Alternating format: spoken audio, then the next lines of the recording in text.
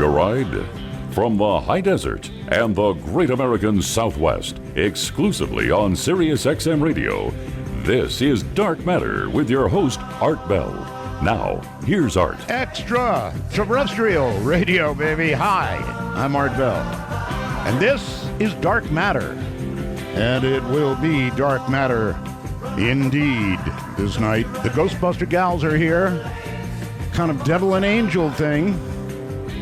One's a Wiccan, the other's an angel. That should make for quite a combination, I would say. Some pretty interesting stuff on tap, I guarantee. Well, there was no default, and that's good. And our government is back open again. I don't know if that's good or bad. It just is. By the way, our friends at Sirius XM are working diligently and hard, they tell me, at curing this cutoff problem that those of you that are streaming are having. I understand the frustration. Truly, I do. All right, the standard reminders for October. Ghost Picture Contest. Guess what? It ends Sunday. If you want to get in on the Ghost Picture Contest, coming to you as a winner, I say again as a winner, judged by this audience, because you can go up there and vote, or you're going to be able to. It all ends at noon Sunday, so if you don't have your ghost photograph in, you don't stand a chance of winning a Sirius XM radio, brand new, and a year's subscription to the service. So if you've got a good ghost picture, now is the time to send it through the porthole to webmaster@artbell.com. That's the address you send it to, webmaster@artbell.com. Ghost stories? Oh, yes. Yes, Spooky Matters is going to be the name of our Halloween show. And if you've got a ghost story, then here's the way it's going to work. Send me a very brief summary of your ghost story. Brief is good. And include your phone number, and then on Spooky Matter night, we'll call you. We'll call you. So if you have a ghost story, send it to artbell@artbell.com, artbell@artbell.com. You've got a lot of reason to go to artbell.com, and I'm going to give them to you right now. The first one is, I think, breaking news. I got it, somebody put it on my timeline, and I went, oh my God. It is, it is a NASA photograph of a UFO. A UFO, by definition, is an unidentified flying object, and believe me, this is unidentified. Now, there are some who said that NASA pulled the photograph. I don't know. It was taken back in January of 2013, and it is too clear. So I'm sure many of you out there will say, it's got to be photoshopped, right? I don't know. It's mind-boggling. No question about it. Mind-boggling, and it's at artbell.com right now. NASA took the photograph. So if you have arguments with the clarity of the photograph or the province of the photograph, argue with NASA. Does that make sense? I really, really suggest you take a look at artbell.com, and whoever put that on my Facebook's timeline, thank you. Now, the next thing is going to concern my guests tonight. And I'm almost hesitant to send you to my website to see this because this thing scared me. I don't scare easily, but this scared the hell out of me, honestly. It involves the following story sent to me by somebody identifying himself as Steve only. But we all know the story is true. We just didn't have all these details. Now, I guess I'll read the story first, all right? First off, says Steve Roswells. Thank you, Steve. Been listening to you, he said, for over a decade. Love the show. Have something here you really need to take a look at. It happened recently at the Cecil Hotel in Los Angeles, which is most infamous for being the hotel that Richard the Night Stalker Ramirez made his residence. Serial killer, right? He goes on, in any event, my email is concerning the mysterious death of Canadian tourist Elisa Lam. Lam, who was only 21 years old, was last seen at the Cecil Hotel on January 31, according to LA police. Her parents reported her missing, and sadly her body was discovered nude and floating in the water tower of that hotel, a drinking source for residents, where she apparently had been for 2 weeks. Now, if you can believe it, here's where the story gets really disturbing. Lamb's final moments were caught on the elevator security camera at the hotel. The footage I'm linking to you was taken moments before her death. Moments. In it, you're going to see Lam acting very strangely, mind you. No drugs or alcohol were ever found in her system at all. She appears to be running or maybe hiding from someone or something. Most perplexing about the video is that the door stays open the entire time, nearly 4 minutes. Then Lam contorts into some really frightening way that has to be seen to be described, and the elevator doors finally shut, then open and shut several times before the video ends. Watch the video. Then I'll tell you about how this story gets even stranger. And I'll just tell you now. The video is on my website. It's going to send chills up and down your back, folks, as you watch it. And you've got to watch the whole thing. You really do. Last moments of this girl's life. Anyway, Steve goes on. A maintenance worker discovered the body while looking into complaints about the water pressure in the building. Oh, God. Guests had been drinking and bathing with that water, contaminated by a body that had been decomposing for 2 weeks. So how did she get there? The water tower on top of that building was 15 feet high and locked.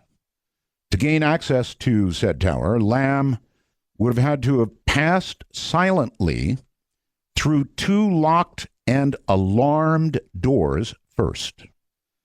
Apparently, she did so, somehow. All doors were still locked. That's after her death. No alarms were ever tripped. There are hundreds of stories about this on the internet, reported by every reputable news agency there is. Some people say she was possessed, or perhaps attacked by a ghost. If this is the case, then it's the only known footage of such an occurrence. And then he provides yet more links to the same story.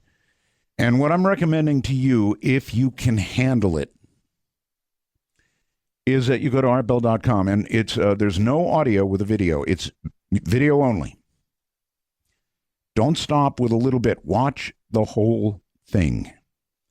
And then, of course, we will consult with my upcoming guests on the matter.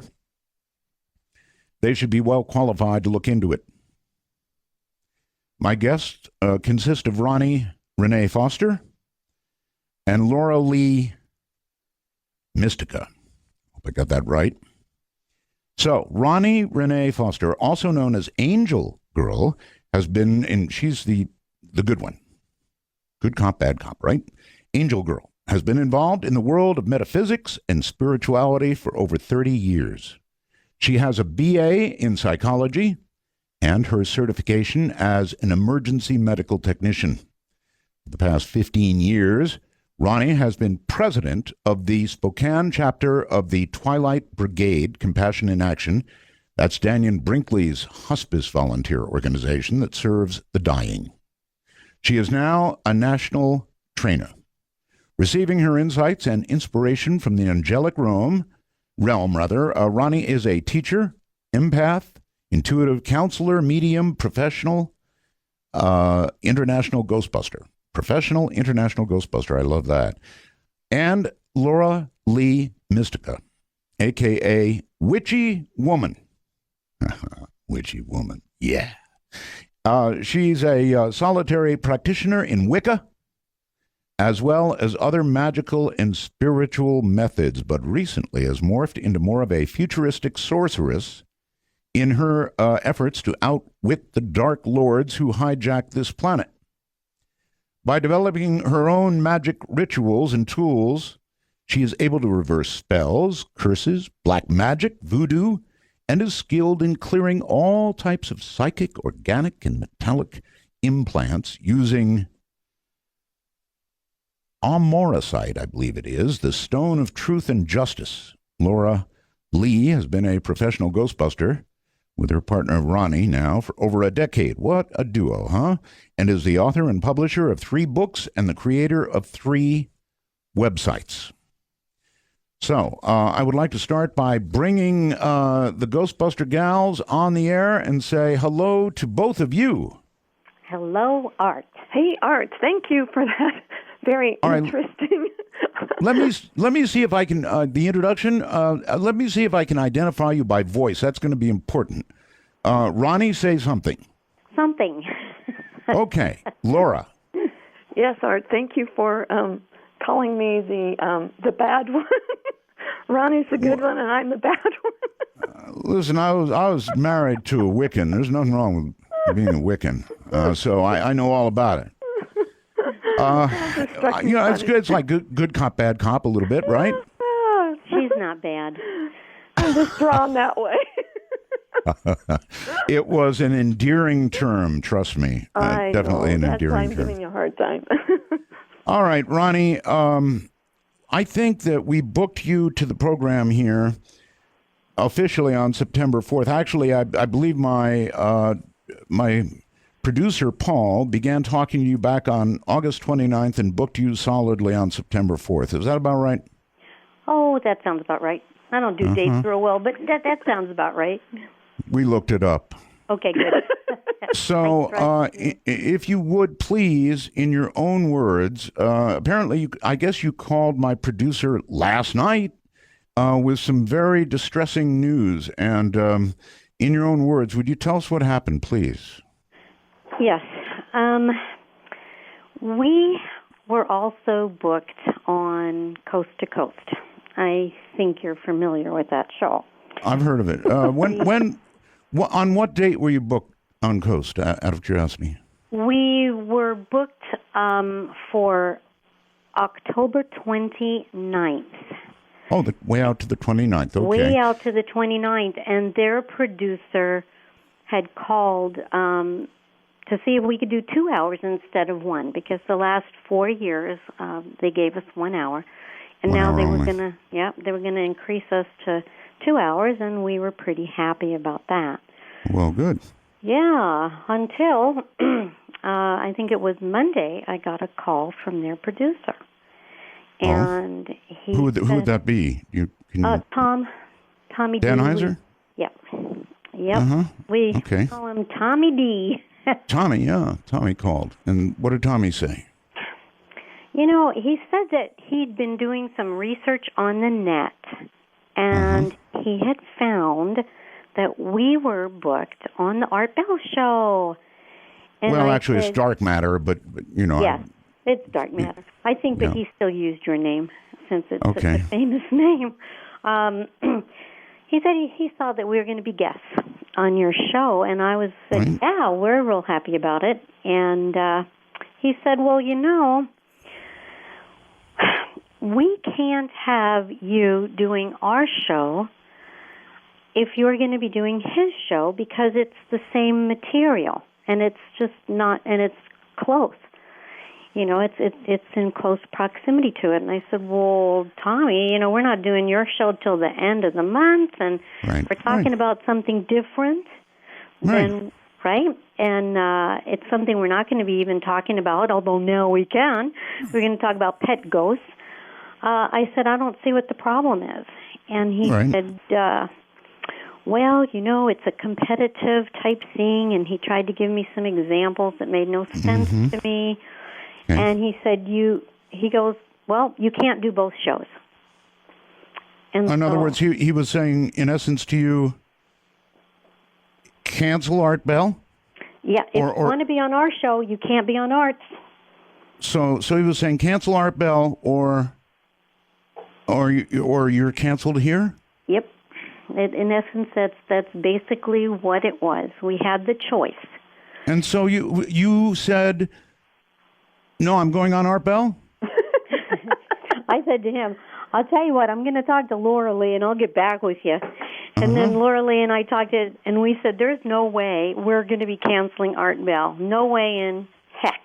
Especially after your webmaster did such a wonderful job of posting our information. I mean, you just got a top-notch webmaster, and we were really impressed with that. Absolutely. Thank you. Keith is something else. He really is. He's the best at what he does, I guarantee. Look, girls, I want to thank you for your integrity. I'm serious about that. I want to thank you for your integrity. I guess it was Tom that called you, but, I don't understand it.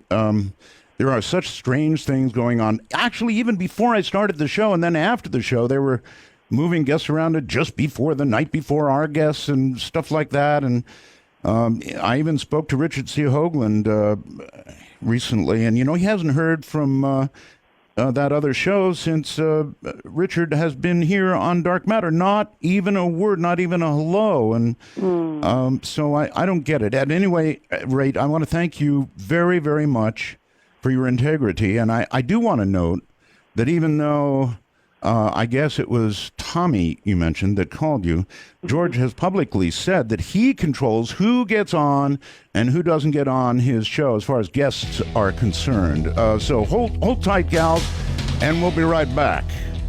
I'm Art Bell, raging in the night with Dark Matter. Right, back now are Ronnie and Laura, Ghostbuster gals, and we're going to, I hope you've had an opportunity to go to artbell.com and watch that video. Actually, see the NASA UFO, which is, NASA took a picture of a UFO.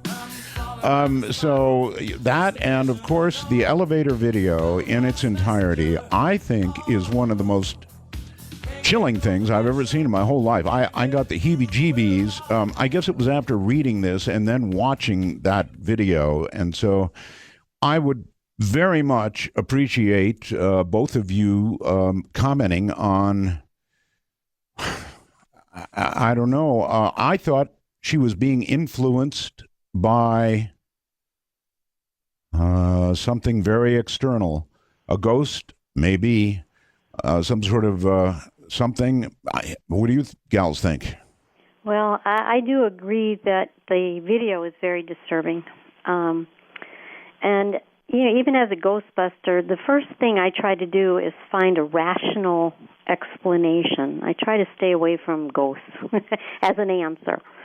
And as I tried to do that, my angels told me, there are some ghosts at play here. As I watched it, for some reason, the word serial killer came to my mind. I wasn't sure why. And what was going on, and it wasn't until after that I learned that there were a couple serial killers that stayed at that hotel that it started to make sense. But here's what I believe did not happen, okay? I do not think a ghost killed her and picked her up and took her through all those gates and brought her up to the tower and dropped her in there. I don't think it was a ghost. Now, that being said, because one of the hits I got was it's somebody that worked at the hotel, okay? But then I looked at that and went, oh, something's not quite right there. So what I determined, and this is just from my own perspective, was that there was a ghost. Okay, and it was the ghost of a serial killer, which then brought that into play, that was influencing a physical human being that worked there in a way of possession. Okay, and the reason that he targeted Elisa was that she reminded him of a prostitute that had crossed him a long time ago. Wow. Yeah. All right. Let me ask you about this part of it. Okay, so you're saying somebody in the hotel is what you suspect, but if you look at her behavior, she was obviously, well, remember now, they did an autopsy, no drugs or alcohol involved, none of that.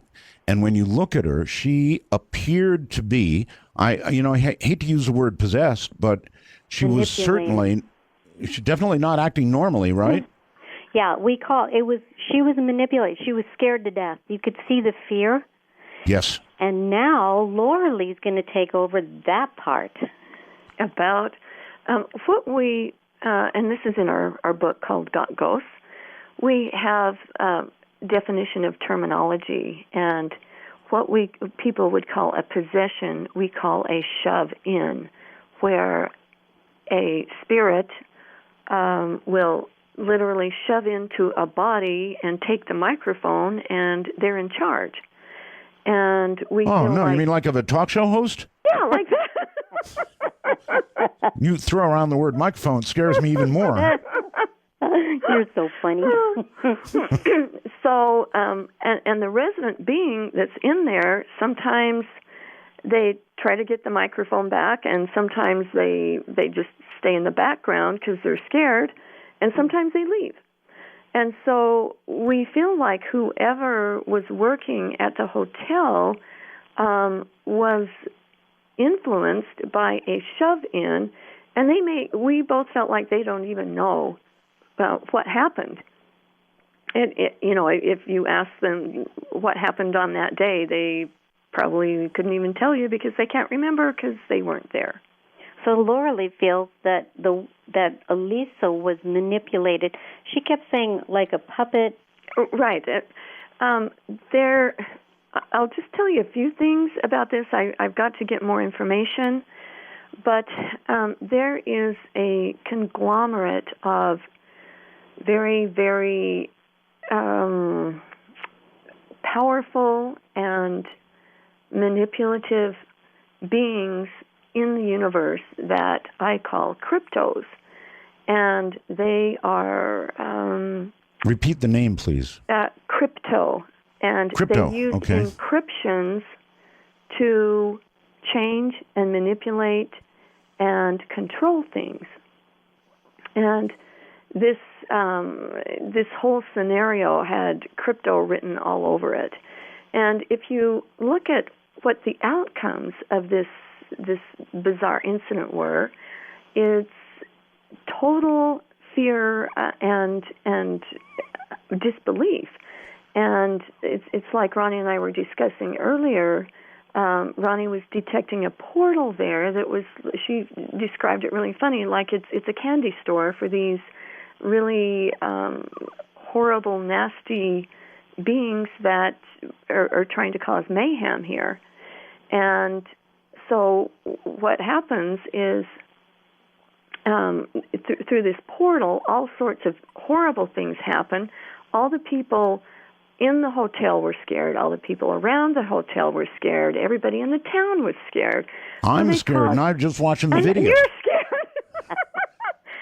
It is very, very upsetting. I mean, when you just sit and quietly watch that video, you realize that you're watching somebody not under the influence of drugs or alcohol, and somebody not in control of themselves at all. At all. And what I was sensing with these cryptos is, because I checked in with her to see if she had crossed over. She didn't. She didn't cross over to the, you mean the other side? Right. She never did. And oh, God. So I thought, okay, we got to help her. Well, then I was checking to see, is she in a spirit trap? And I was getting no, but there's something else at play here. And it's like it's like there's a puppet master that is controlling a whole lot of people to do a whole lot of really dark stuff. Now, the thing is, in order to unravel the mystery, they have a whole bunch of checks and balance systems and booby traps, and you have to know where the tripwires are. You have to be really savvy in order to go in. it's like I told Ronnie, I've got to get really clear before I try to go in and help her, because some really crazy stuff is going on with this. And Laura, I'm sure that this kind of thing probably happens all the time. It just doesn't get caught on camera. On camera all the time. And exactly. I mean, we're seeing this young lady just moments before she died, and I think it's the creepiest thing I've ever seen in some ways. It totally gave me the chills watching it. Well, yes. It is creepy because your intuition tells you there's something more going on than just somebody getting in and out of an elevator. And that Big time. whole network of creepy, crawly cryptos that are doing this. I'm probably going to get some really bad backlash for saying as much as I have.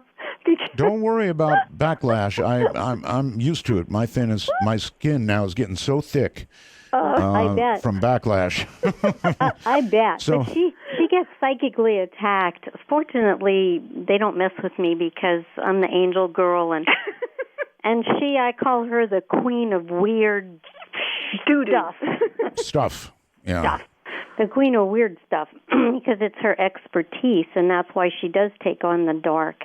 You were so right when you said good cop, bad cop, because, I'm the good little sweet angel, and I work with the real, just regular ghosts that are very easy to deal with, and then there's Laura Lee.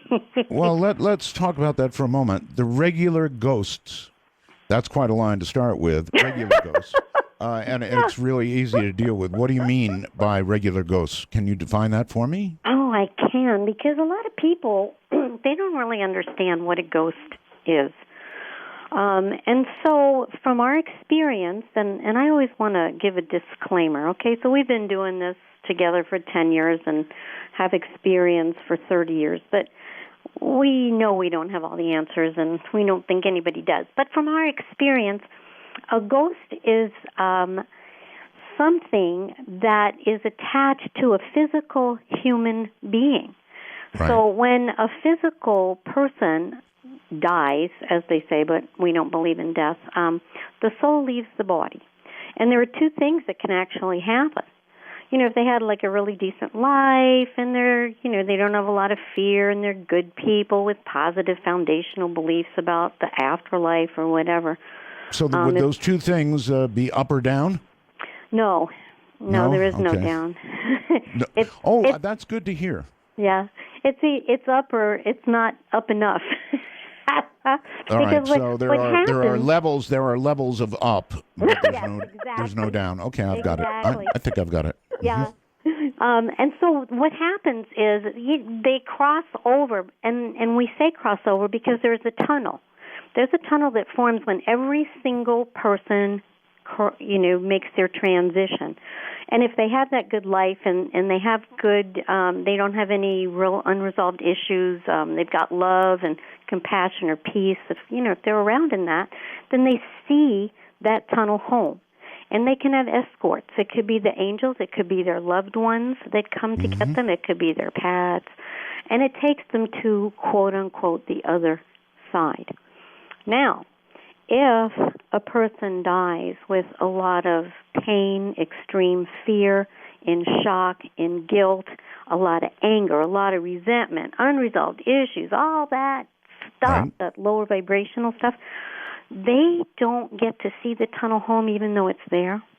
They're in so much fear that they just don't get to see it, and they get trapped between the worlds. Daniel calls it the blue-gray place. We just call it stuck between the worlds. And all right, but they're not exactly stuck between the worlds in the sense that they're apparently still here on Earth, even if we can't see them. Yes, but they don't have physical bodies. Gotcha. Yeah. So, in your opinion, a ghost could be a person who has died. They may not even realize they're dead at first. Oh, yeah. And then I guess would this be true, gals, that whatever they were in life, a nice person or a grumpy person and an angry person, they're same thing on the other side? Absolutely. Oh, you hit it right on the head, Art. That's what we want people to understand, and that's what we've come across when people call us in and they say they have demons. And we go, and what we find is that basically it was a person that was an ass soul here in the physical. An ass And soul. an ass Isn't that funny? soul. I do. I like that. Yes. You like ass that? soul. Yeah, that's Laura Yes, I Lee. can apply it immediately, actually. Yes. And they become ass souls in the, as ghosts. And so what they want to do is they want to create a lot of pain, a lot of disturbances, a lot of anger, and they feed on it. They actually feed on all that negativity. And so when this man, who I believe the visions that I got, I'll just share that with you. Please, yes. This was a man that worked at the hotel. He was a big physical man. He was not very bright. He liked to visit prostitutes himself. So there's like a connection with this prostitute energy. And he got taken over by this serial killer who I guess killed prostitutes. And he scared the heck out of poor Elisa. She was absolutely scared. And I believe that he somehow rendered her unconscious. He carried her up to the top of that building. He unlocked all the locks because he worked there, and it's how he manipulated the elevator. I believe he put his key in and wouldn't allow the elevator door to close. Carries her up there, takes her clothes off, and the vision is so nauseating. I'm so sorry because I get so physically ill sometimes when I see this. But he took her clothes off, and he grabbed her by the wrist and lowered her into that water container, that tower. This was after he killed her? No, she was alive. Oh, my God. She was unconscious. And so then, here she is in this freezing cold water. She's naked. She wakes up. She's just absolutely scared to death, and they feed on that. They feed on her fear right before she dies. It's so insidious. Terrible. Maybe some of this might, as far as I know, there has been no arrest made as of yet. No, because, this guy doesn't even know he did it. Maybe it'll help the police. Well, okay. I saw, when I watched the video, I saw clearly that she was in fear because she peeked around the corner of the elevator, right? And she was as if she was looking down the hall or expecting something or somebody, and then back in. And so I saw the fear, but I saw more than fear. She began... what's the right word? Well, she was animated like a puppet master. Yeah, very good. Like a puppet. Yes, exactly right. Yep. And that was what I was trying to say, is that this puppet master thing going on it's like she would go in and out of being controlled by this puppet master. And then, like Ronnie said, she was knocked out, and that's when she was taken up to the tower. That makes sense. It all makes sense. Maybe this will help the police. If you're onto something, maybe it'll help the police. You know what the sad thing is, though?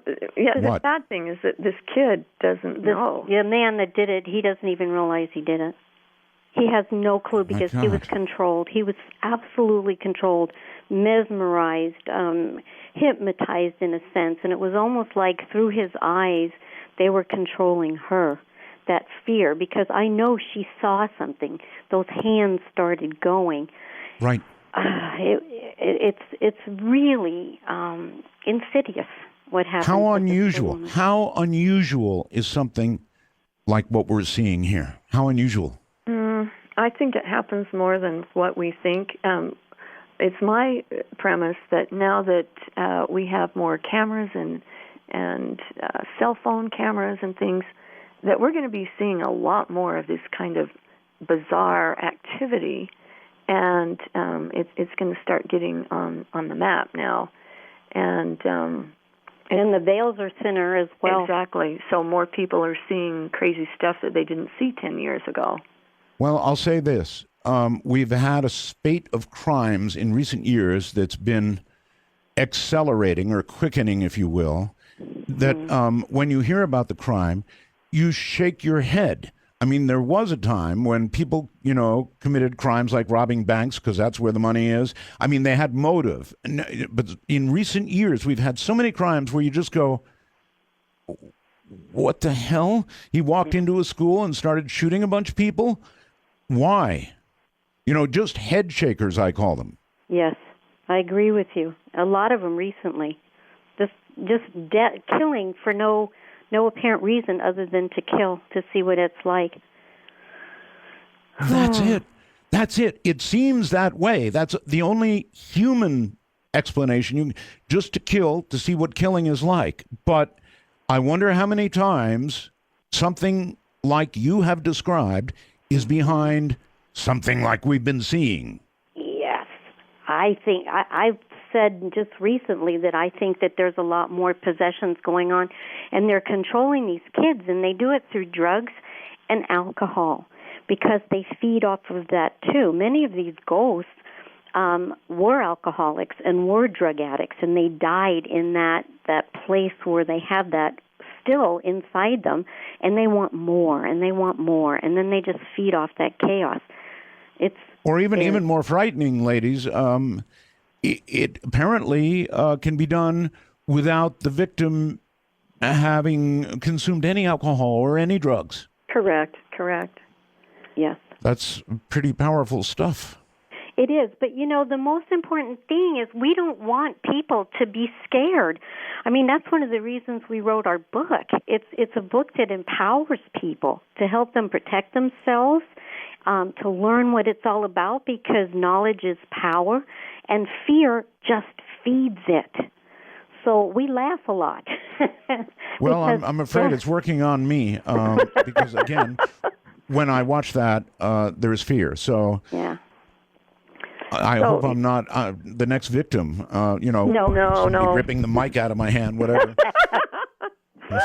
No, we won't let that happen to you, Art. All right, ladies, hold tight right there, please.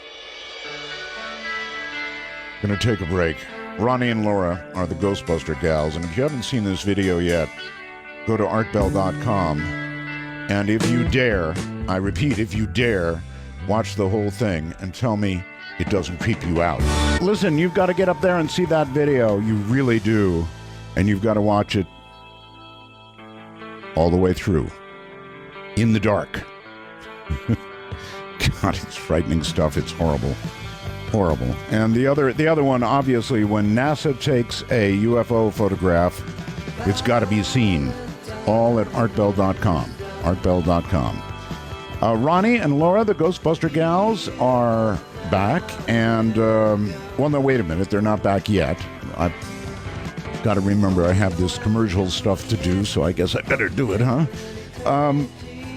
When you go to sleep at night, you want to sleep on a nice, soft pillow, right? You want to sleep with a loved one. Sure you do. Well, no matter what, you want a soft pillow, and probably you want to be able to listen to radio, for example, dark matter. So I've got a solution for you. Really a good solution. So many people lie in bed trying to listen to the radio, and their partner's going, come on, turn that off. C. Crane has something called a soft speaker pillow speaker. That's a big title. A soft speaker pillow speaker. And it is a dynamite way to listen to dark matter without having to disturb the most important person in your life, who's sleeping right next to you, doesn't want to be disturbed. So, if you order, here's a deal. I've got a deal for you. If you order a soft speaker by Monday, a soft speaker pillow speaker, you will get the special price of $9.95. And that, you know what that is? 50% off. But you've got to mention my name, Art Bell. That's the deal. 50% off. This thing is so cool. And you can just lie in bed and just like you're on a pillow and hear it and not disturb the person next to you. And that's half off. If you mention my name, $9.95. That's incredible. Plugs into any device with a headphone jack, has the highest music and voice fidelity of any pillow speaker ever made, offers the perfect combination of comfort, privacy, and audio quality. And, you know, there's a reason why they call C. Crane the marriage saver. Take advantage of it by ordering the soft pillow speaker. That sounds so redundant, doesn't it? For the 50% off price of $9.95, you can call C. Crane right now and get one on the way while you're thinking about it. The number is 800-522-8863. Once again, 800-522-8863. Or visit them online at ccrane.com. Make sure you mention my name when you order, Art Bell, for that $9.95. That's crazy, 50% off. All right, gals, welcome back. Yeah. Just one more question, by the way, about this booking deal. Did they offer to rebook you on the show at a later date? You know, I was hoping that they would, since we've had a history with them. And I called Tom and left a message that's virtually said, we're doing the Art Bell show, the Dark Matter show, but maybe we could do another show with you guys in November, December, because ghosts are not around just at Halloween. They're That's everywhere, for sure. all the time. So And? I didn't hear anything back, nothing. And that's what was so disappointing. If he had said, well, you can't do this October show, but we'll book you some other time, I wouldn't have been so hurt by it. I'm sorry, ladies. I'm really sorry that happened. There's no need for it. But you know what? We're on your show, and we're very, very happy. We're very happy. Yeah. And I'm happy to have you. All right, so now I guess let's finish up on this. You know, I'm just having such a hard time understanding this. Okay, a guy in the hotel was taken over, and then, help me understand, he then somehow took her over? I mean, because she wasn't acting rationally at all. People are saying things like they think she was trying to get to the emergency phone box, whatever. She wasn't acting rationally in that video moments before she was, before her life ended, I guess. So that means either he influenced her, he sent something to her, he was in some way controlling her, or I'm making too much out of it. I don't know which, but I don't you think tell you're me. making too much out of it, but No. it wasn't the man himself. It was the entity The puppet master. that took over through his eyes. It was so weird because the vision I got was this regular guy who really was kind of a little creepy anyway, but just still a human being, was then taken over by this evil puppet master type crypto thing, and through his eyes, I saw her in the vision look at his eyes, and there was almost like a mesmerization that went on, and she saw the evil. She saw the dark black evilness, and she freaked. But he had that control. The minute she looked in his eyes, he then was able to do his little puppet master thing, and those hands started ringing and swaying and doing. Right. She was beside herself. She was in so much fear. All right, one more thing. Deborah Ann, this is right. I can get messages while I'm on the air through something called the wormhole. If they go to my website, they can send a message. It appears here. And one has just appeared from Deborah. I won't give her last name, but she says, and I join her in this, by the way. She says, when I watched the Lamb video, there appears to be an energy field in the elevator. It is stronger when the door is closed. Now, maybe it's just a lighting effect, but I saw it too. At the time, I said, oh, God, look at that in the dark. And I don't know what it was, but she's right. It was stronger when the door was closed. What was that? I saw it also, and I would just thought it might be the video, because I looked at them and went, what the heck is that? But then I thought, well, the video itself is so grainy, and so I wasn't sure, and I just didn't really look at it. Yeah, but it was kind of like the middle of the elevator went into a special kind of darkening of its own, well, if you will. In other words, it didn't evenly darken when the door shut, which is what you would expect, I think. There was sort of a I don't know how to describe it, a circular darkness that took over in the middle of the elevator. There was definitely energy there. I saw it because it's very visual, but I was just thinking that it might have something to do with the way the video was. But then again, when you're working with ghosts, the electromagnetic fields of everything, all electrical things are really go affected. haywire. Yeah. Yeah. So that wouldn't surprise me one bit. And we were detecting a portal in that hotel, but the portal was not in the elevator shaft. It was, and it could move. It sometimes portals will phase in and phase out, but it wasn't. I don't feel that it was in the elevator per se, but I feel like what Ronnie said, when you're dealing with all of this very interesting electromagnetic energy, it can make real changes with video equipment. We know Sure. that. I know. It's something that I saw, and I said to myself, "Yeah, that might just be a artifact." But I noticed it, and then I got this message. Somebody else noticed it, and you noticed it. So if all of us are noticing this, then maybe there is something to it. It's a good time, I guess, to ask, have you come across a demon, and what you think a demon is? It seems to go right with what we're talking about, or it might. Yeah, that real dark energy. And so far in our ghost bustings, we have not come across what the Bible might call a demon. Mm-hmm. But we have come across very, very, very dark entities, and it goes back to that ass soul thing. If they're very controlling, and they're egocentric, and they want that power and control, and they're so attached to that power and control, they take it with them to the other side. And one case where we were called in, and you might be familiar with this, Art. It was the Amargosa Hotel and Opera House. Oh, I'm just a few miles from Amargosa. Lucky you. We know that because we did a TV show in Pahrump. It was called Out There, and they took us over to the hotel. We called it Hotel California. It was one of the most haunted places we'd ever seen in our entire life.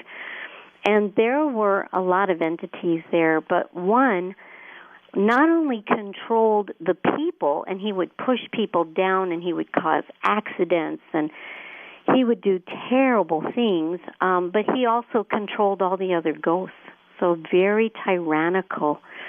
And when we were taking a little tour in the back where it was really dark and closed in, and it was pretty spooky, we walked into this room, and I heard, as loud as can be in my ear, "Get out." Oh, wow. Oh. I've got a group that does EVPs, and I've heard an EVP say exactly that. Yeah. And it's pretty chilling. It's so very again, chilling. this goes back to people being, I want to be very specific, ass souls is what you're saying, right? We want to be careful here. I have a rule on this program about language. I don't allow, even though, Sirius XM, you can do it. I don't allow bad language. And that's about as bad as it gets, ass souls. It so describes them. Bad in life, bad in death, I guess. Bad in death, and controlling and tyrannical, and wanting to cause problems, and then feeding off the problems. But here's the thing. This story is in the back of our book in a lot more detail.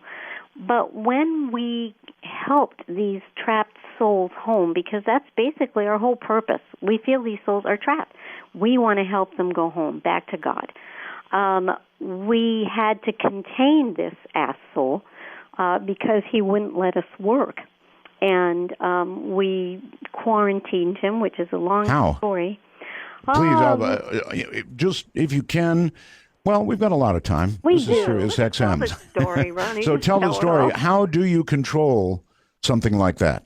Oh, this was Laura Lee's brilliance at the time. We were standing out in this field outside the hotel. It's a full moon. We're getting ready to do our work, and then this asshole was really causing a lot of problems. So take it away, Laura Lee. Well, it's interesting because we were totally unprepared to go do this. We thought we were just going to go take a tour.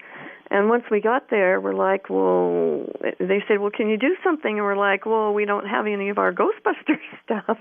Mm-hmm. So I had a couple of almoricite rocks, and so usually we have a whole bunch of those with us when we do our ghost busting, because it's what is all almoricite, please? Almoricite, it's the stone of truth and justice, and it's a stone that's not from this planet. It is interdimensional, and it really helps us with our work to be able to stabilize energies and to get clarity a lot quicker, and to bring truth and justice into play. So you gals have actually been space traveling. I mean, where else do you get a stone not from this planet? Well, maybe if it fell, and came crashing through the atmosphere. That's what it did. No, it did. It's a tektite. It truly okay. is. All right. I'll accept that. So we've got our little space rock with us, and we had a group of people there, and we were holding hands. We're in a circle, and I went around and rubbed these rocks together so that everybody could have some in their hands, because they kind of sparkle off. I'll have to send you some. You'll be really intrigued with this. So I would love it. I absolutely love it. No, you will really like it, because it's a great amazing stuff. We call them our rock buddies. So well, maybe I'll trade you something I have that's from from an alien crash. Well, that would be a good trade. Good trade. That's good trade, yeah. Maybe. Anyway, so you have this rock, okay, so we have this rock, and we're in a circle, and we've got this ghost, and all of a sudden he starts ranting and like carrying on. And I had put him in this device that we call a cryogenetics egg. You can see that on our website. It looks like an egg with a DNA helix going down the center of it, and some like geometric shapes on the outside. And this is an amazing protective protocol. This is starting to sound like Ghostbusters, a movie, where they had a containment, some sort of cryogenic. Just like that, Art. Just like that. Okay. All right. So I instinctively, and I didn't know you could do this, but this ghost was just like getting really out of hand. So I put him in a cryogenetics egg. I threw the egg around him, and he was just floored. He could not believe that anyone or anything could contain him. So he starts pounding on the shell and yelling and screaming and stinking. All of a sudden, we smell this horrible stench out there, like rotten eggs. Really? It was real, and we all smelled it. It's not just like something one of us smelled. So I put my hand toward where this was and kind of lowered it and said, "Night, night, you're going to sleep." And he was ranting and raving, and then pretty soon he was like anesthetized, and the smell went away. And so he's like falling asleep on the floor of this egg. And now this is all etheric, right? We don't have like an actual egg out there, but it's all etheric. And so he's like asleep so that we can start doing our work. Yes, but not everything that you experienced was etheric. In other words, when you actually have smells and you have tangible we had evidence. Smells, yes, and touches. Later on, we could physically feel the ghosts. Yeah, so man. So what was happening, now I'm trying to remember, because this has been like 10 years or 12, this was like in 2001 or something, it was a long time ago. So part of us were in a circle out under the full moon, right? Classy. Right. And all of a sudden, because I had thought several times, I said, Ronnie, people say, have you ever seen a ghost? And I'm like, not really. But when we were at the Amargosa, all of a sudden from behind, they had like an old gas station that wasn't used anymore. This guy was kind of lurking around there and acting really funny. I thought, who is that weird guy?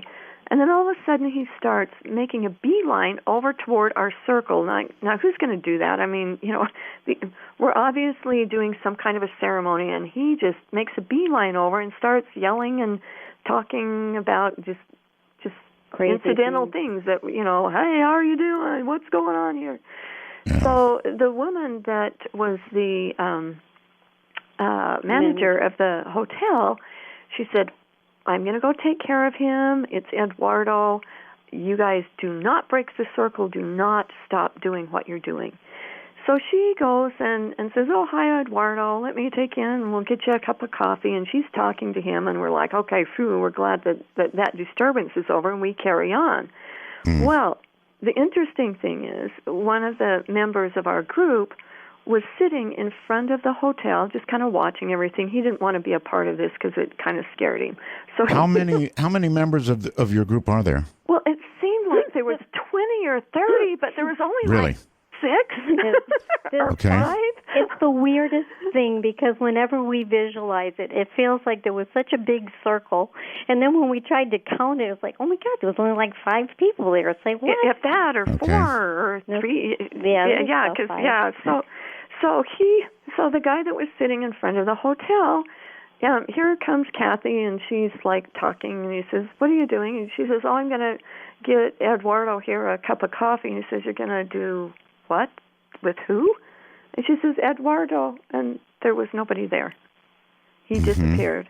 And in fact, to the fellow that was sitting in front of the hotel, he never saw him. He was not there.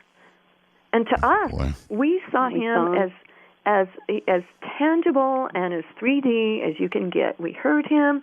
He was not a ghost. This guy was not a ghost. In fact, Kathy knew him. He was somebody that she had met before. So we had seen somebody that wasn't a ghost then just disappear. And apparently this kind of thing happened a lot at the Amargosa. And things that happened there. There is a long history, yes. There is a long history, and somehow it's connected to the military base that's out there. There's a lot of really creepy, weirdo things that have to do with that base. And we can talk about that later.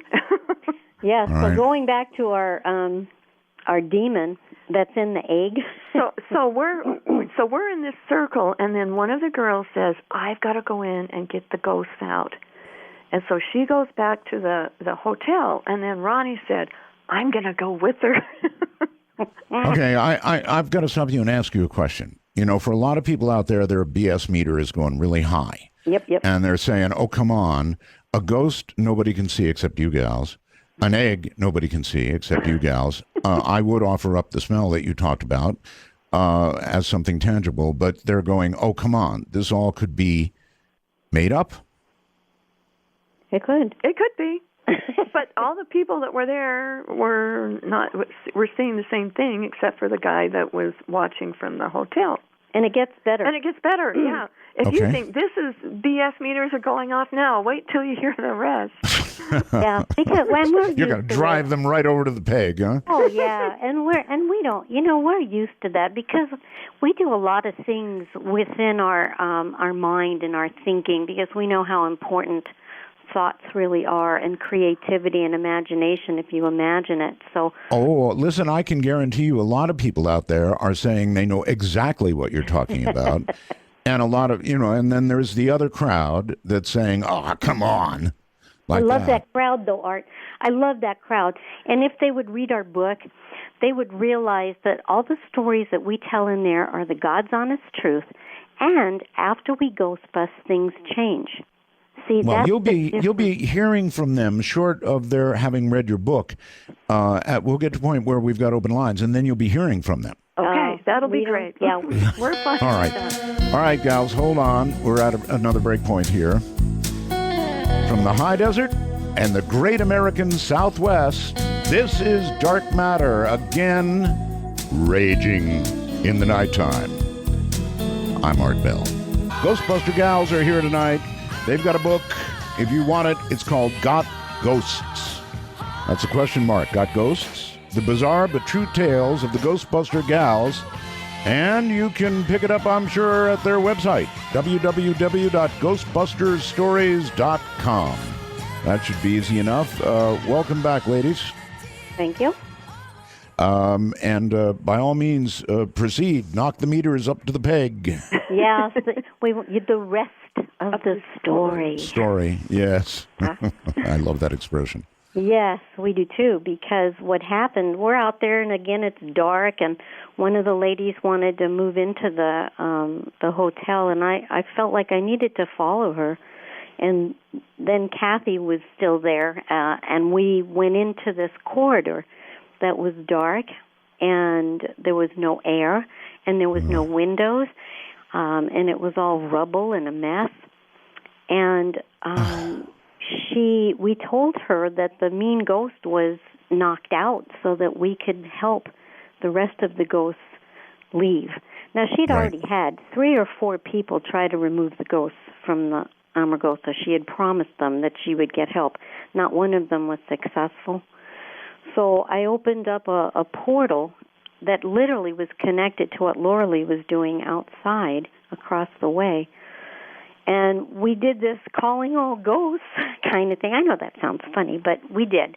We psychically, telepathically gave an invitation for all the ghosts that wanted to leave to go enter this portal and connect with the bigger portal we had outside. Well, let me tell you something. I've never been so shocked and freaked in my life, because all of a sudden we could feel the ghosts moving past us. We could literally, the hair on the back of our necks were standing up, and it would go whoosh, and it would just whoosh past us as they left. And there was no air, there was no windows, there was no nothing. So it was the ghosts as they were leaving. It was so freaky. And you guys swear this is true? Swear. No, and it gets better, Art. All right. We swear. The one thing as a little angel girl is I don't believe in lying. Integrity is everything, and I know Laura Lee is the same way. Our book, every tale in that book. You know what? You already proven you have integrity, so you don't need to prove that one. You do. There you go. So we do not tell any lies. So the interesting thing about this is, as these ghosts were coming through the portal that I was holding open on the outside, I saw this ghost, and she started to go through the portal, and then stopped and turned around. Was it her or him first? It was her. You had her. I had him. Yeah, and she stopped, and then she turned around, and she wouldn't go in. And I thought, well, that's kind of odd. And then pretty soon, this male ghost comes, and they embrace, and then they go in the portal together. And I thought, well, that's pretty cool. Well, now here's what happened on Ronnie's end. This was so weird. So we're sending the ghosts through, and there's a man. We see them with our third eye, obviously, not with our physical eyes. I think that's a hard time that everybody has with this. You're seeing these things with eyes that you all have, and other people don't. And that's what's causing them to say, oh, come on, this has got to be baloney. Because they don't see, ladies, what you see. And they don't understand, but they can if they wanted to. All right, that's a really good point right there. If somebody actually wants to see the kind of things you see, how do you progress toward doing that? Or is it a talent you're either born with or you're not? I don't believe you're born with it, Art. In fact, I was not born with it. I believe some people are, but I wasn't. And so it took me a long time to learn how to communicate with the unseens and with the angels, and I teach classes on it. And it's all about raising vibration and meeting them at a higher level, and they lower their vibration down. But that's another 3 or 4 hours. All right, well. But it can be done. It absolutely can be done. And so this male ghost, a young, handsome man, and I could see their clothes. Their clothes were from about, early 1900s.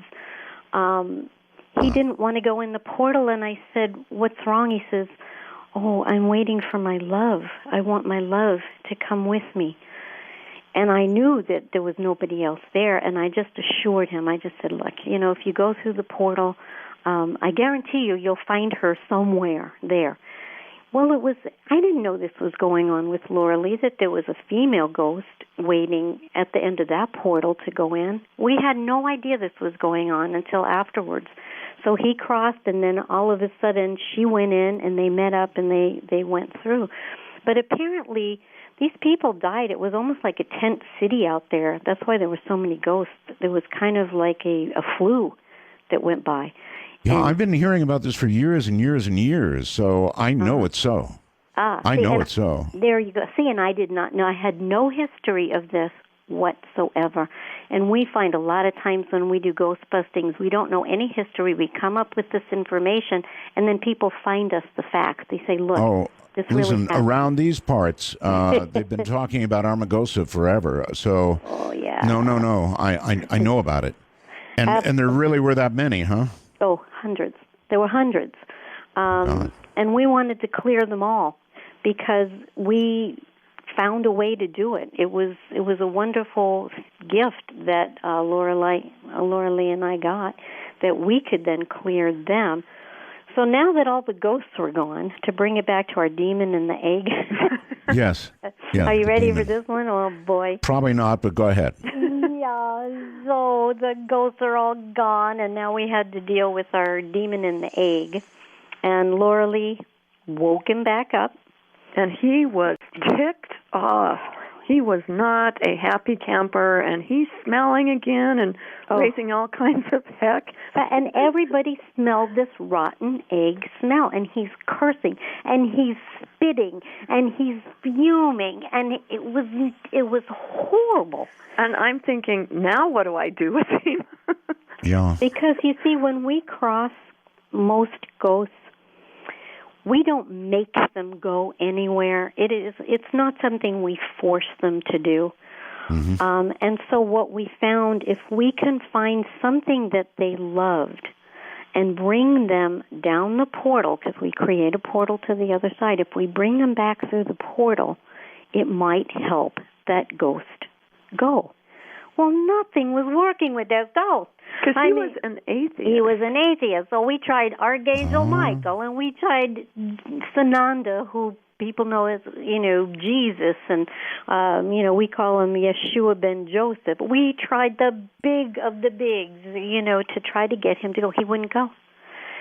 So I thought... I'll tell you, if you ever encounter Matthew Alper, you're going to have a time on your hands. In other words, if somebody, I get it. If somebody is an atheist, if they simply don't believe one way or the other, as a ghost, as somebody stuck here, they're not going to be interested in an invitation to go elsewhere at all. You're so right. Unless we've had atheists go with their pets that have crossed over. They'll go with their dog. And you know what we did with this guy? It was like an insight. I guess the angels just fed this to me. We brought back his mother. And as she came back, we were able to see the story of this absolutely horrible person. She had died when he was 10 years old, and his father was a drunk. And the father hated this child. Right. He would beat the child with a belt and beat him and wouldn't feed him. A dog got better treatment than this poor child. And so this hardened this child, and he grew up with this hatred and this loathing of humanity and gave that all back to everybody else. But he looked, oh my God, Art, to see the visual of him, his skin was all peeling and he was just drooling, and he looked like a demon. That's what he looked like. If I would think a demon was anything, it would be him. When his mother came back, all of a sudden his whole demeanor changed. He softened up. He became loving. He actually turned into a 10-year-old child. This horrible, vile, spitting demon turned into a 10-year-old child. Yeah, moms will do that to you. Dare I ask how you bring somebody who has ascended back? It's all with the angels, because we create the portal that goes both ways. And the angels are always helping with the portals. And then we ask for that soul to come through that portal. They can't come all the way back. They stay in that portal.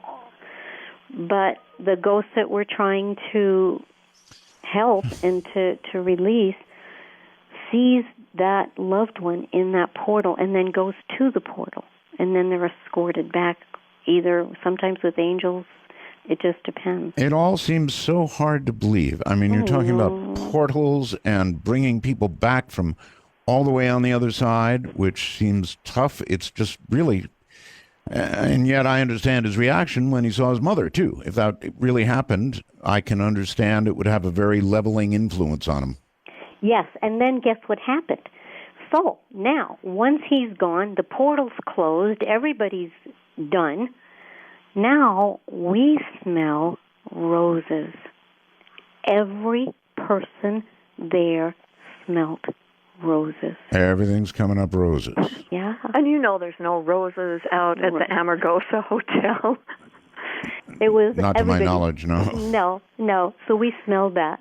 It was a high vibrational thing. So that also told us that something happened. I mean, even if we're crazy. Art, when I first started doing this, I really thought I was crazy. When I started hearing disincarnated spirits and feeling... Is that how it began for you? I mean, it just started? Yeah, I think the first time was when I was taking my EMT class, and I was riding with my professor, who was a paramedic for the fire department. Right. And we got a call that said, gunshot wound to the head, and we went there, and and my job was to do what's called bagging. I had to bag him, to breathe for him with this ambu bag. Right. And he was dead, but we were trying to keep his organs alive. Right. I do understand that, yes. Okay.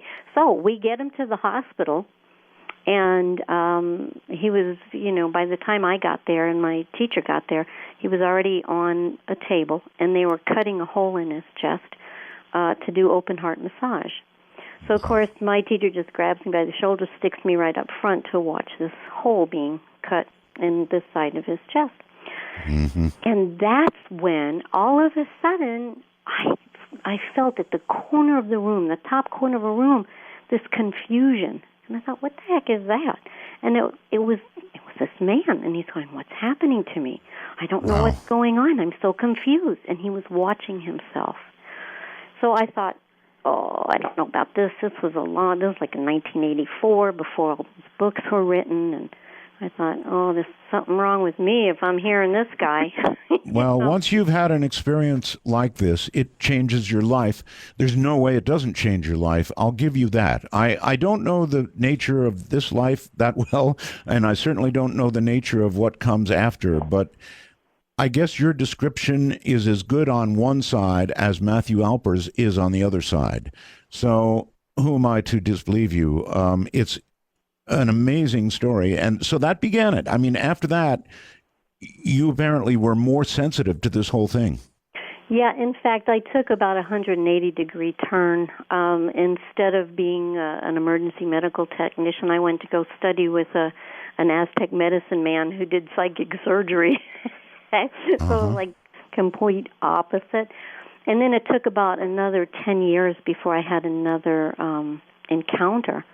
Is there really anything to this psychic surgery? I mean, it's pretty wild stuff where they claim they're putting their hand into your body, that kind of thing, right? I've watched it. I've had it done to me. I've watched up his sleeve, and there was no sleeves. I'm always a skeptic. How does it feel to have somebody reach in and grab your liver? It's so freaky, because that's what this guy would do. He would reach in and he'd clean your organs and then give you herbs. Listen, I just went to the dentist and had deep cleaning. That was horrible, horrible. I can't even imagine what, well. It didn't hurt, though. You could just feel the pressure of it. Dentistry. But you know what the key thing was? 10 years later, I'm in my bathroom, brushing my hair, getting ready to go out, and a friend of mine comes to me. And I had heard that he had died 3 days before, and I was very close with this man. And I'm like, whoa, what are you doing here? He's going, I don't know. And I kind of said, well, you're dead. And he said, I am not. Because they don't know. They really don't know they're dead. And so I didn't know what to do. I was like, well, yeah, you are. I am not. And so in a kind of panic mode, really, I mean, I just didn't know what to do. I called for the angels because that was my first experience of working with angels. I was told I had a connection. I really wasn't sure what that meant, but I just reached out with my mind and said, help. And all of a sudden, 3 angels appeared, and a tunnel appeared. And that was when Paul, my friend, realized that he was actually dead. It's like, whoa. Okay. And you could see that resignation. You know, his shoulders kind of went down. It's like, oh. And he went with them. So, yeah, to tear up your day, no doubt about it. Yeah, you're dead. So then I still thought I was crazy. I thought I was imagining it. Okay, I get that people think that this is weird and it might, we're making it up. But I got to spend some time with James von Prague. Now, he did the Ghost Whisperer, and I believe he's one of the foremost mediums on the planet, James von Prague. I've interviewed James. Yeah. He's very good. Isn't he wonderful? I'm starting to think I've interviewed everybody on the planet in this area. I think you have. And now you're interviewing us. I am indeed. So that's good. But James, I told James that story. And James was the one that said, yes, it really did happen. You did a very good job. And he confirmed it for me, and that's what turned me around to start believing in myself. And Laura Lee had a totally different story, how she got started. It is fascinating how you got started, and I can understand how that would occur. And then once it happens, it's kind of like a door opening. Yeah. And then you progress a little further and further. You start through the door, or the other way around. They start coming this way. Whatever. You begin to be sensitive. Yes. Absolutely. All right. Can I ask you gals about suicide, please? There are many, many stories told about those who take their own lives. Now, I don't know how I feel about it myself. I guess I've frequently said to myself, and I don't know if this is wrong or not, maybe you gals can tell me, and that is, if you had a disease that was horribly painful and was going to be a long, drawn-out death, then I don't know that taking your life is that irrational. And I'll leave it at that and throw it back in your court. What happens with suicide? Well, let me first say that most suicides do not cross, okay? They get stuck. And they get stuck in something we call a time loop. However, what kind of justice is that? I'm sorry, but in the case that I just described to you... No, that's what I'm going to... Yeah, in the case that you just described, because there have been 2 suicides that we've worked on that did cross, and it was your exact scenario. Both men were very ill. They were going to die. They were trying to save their loved ones. They wrote notes. One man even put a plastic sheet down so he wouldn't get the place messed up. Yep, I understand. So there was consciousness there, and he crossed. And same thing with the other man who did it with that consciousness of he wasn't doing it for himself to get out of something difficult. He was doing it to save his loved ones. They crossed. But the time loop, Laura Lee knows about time loops. Well, and it depends. It's all circumstantial, and it depends on how things were in their life and the circumstances. And so, you can't really judge, and say, I know a lot of religions tell people that if they take their own life, it's like murder. Well, we don't really believe that because the Catholics do.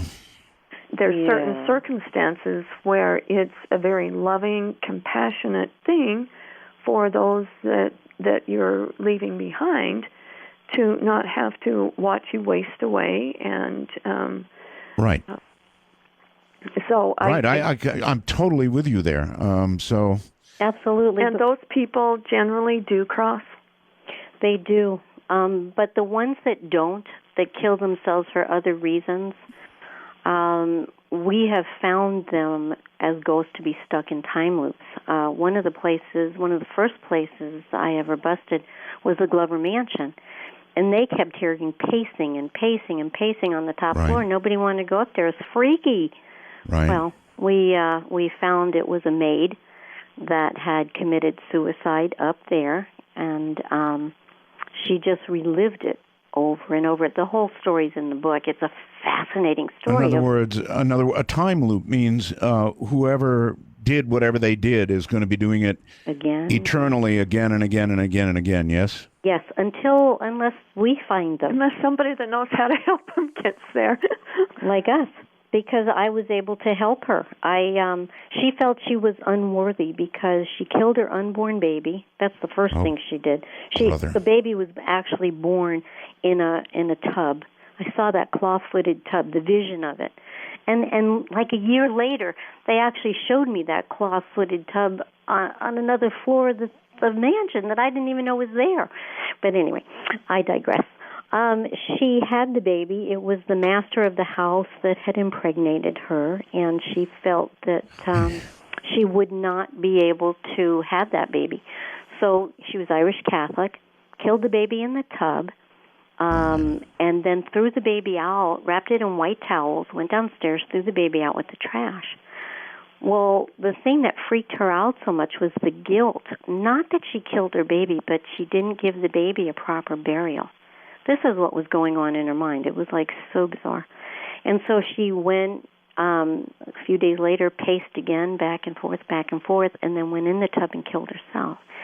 So they kept hearing that pacing, and it drove them crazy. And so when I went up there, and this was my first solo ghost busting, I saw her, I felt her, I knew what was going on. I established that communication with her and helped her cross, but she didn't feel worthy. I don't deserve to go back to God, was what she kept saying.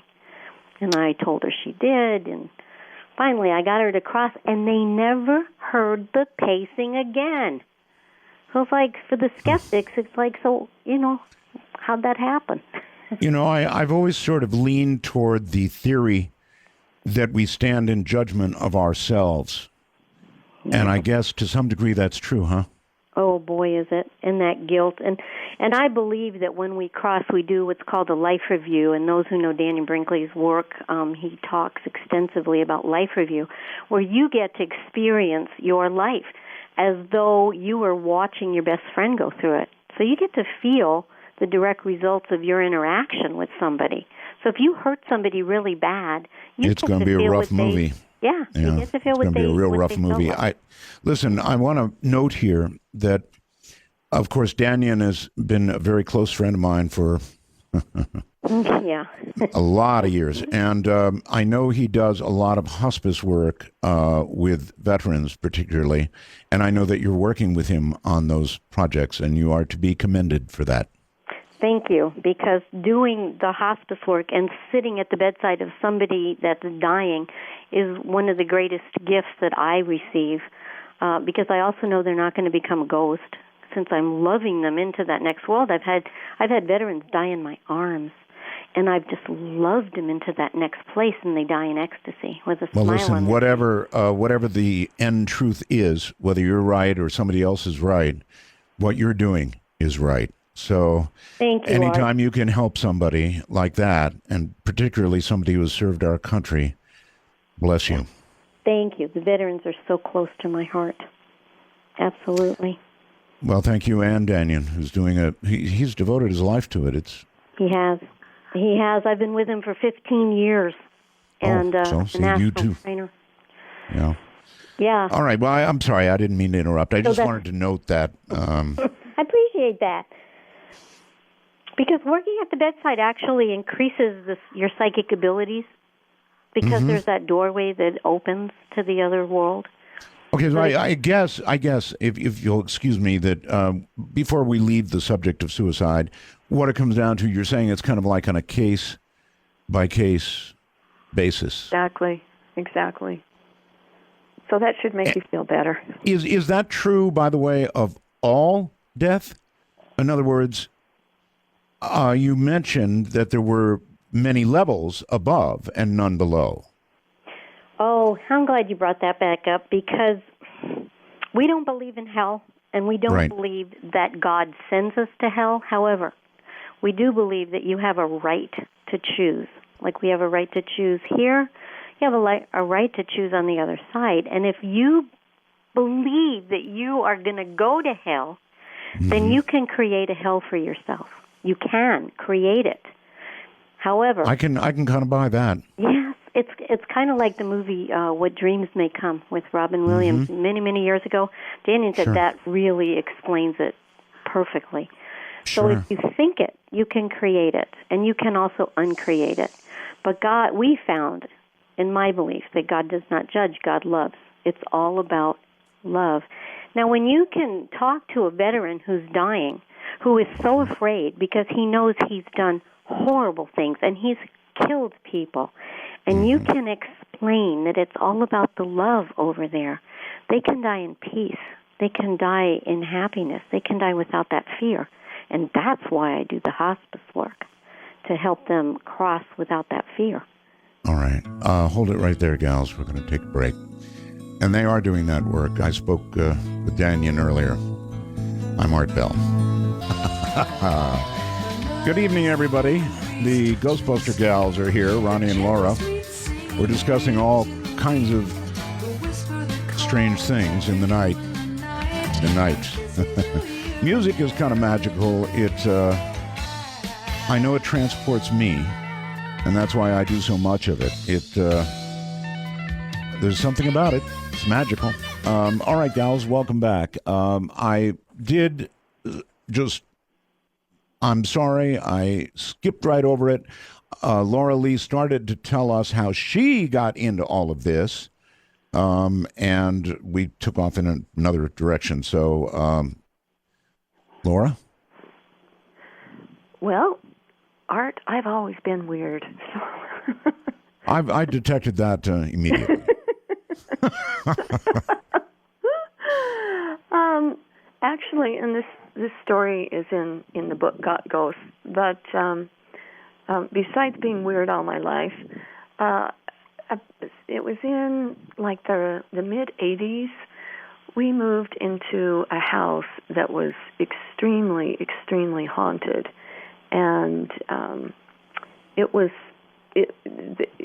hard to describe how haunted that house was. And I'm trying to calm the kids down and help them not be afraid, and it's really challenging. You have children. Yes, I have children. Okay, and they were these hauntings were pretty obvious if the children were noticing. Yes, they all started having. They all knew that something was wrong with the house, and there was a place in the basement that we called the skeleton closet. And it was creepy. It was like a fruit room, but there was an entity in there. And just really weird things would happen.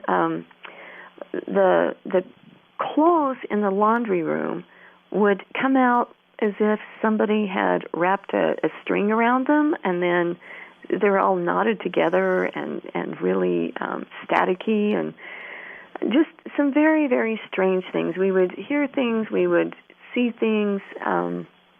So I didn't know anything about anything, and so what I started doing is putting psychic auto reverse tape players in all of the rooms, in all of the closets, and every once in a while I would tune into it, and some of them would be taken out, and I would keep redoing it, and pretty soon everything started to change.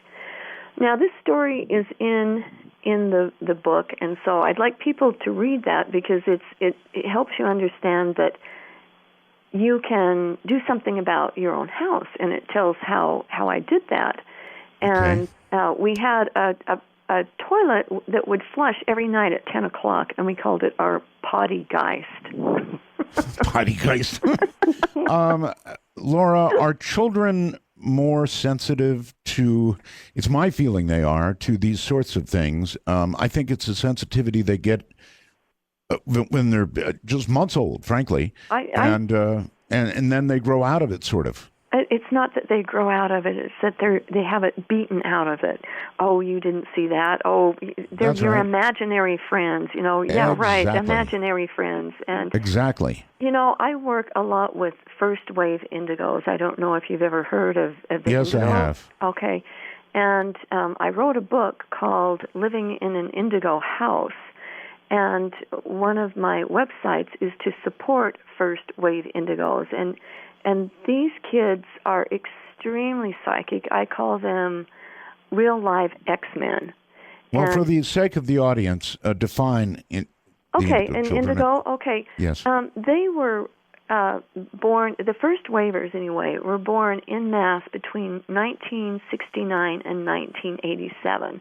And then there was a big chunk that came in the late 40s and 50s, and they are the movers and the shakers.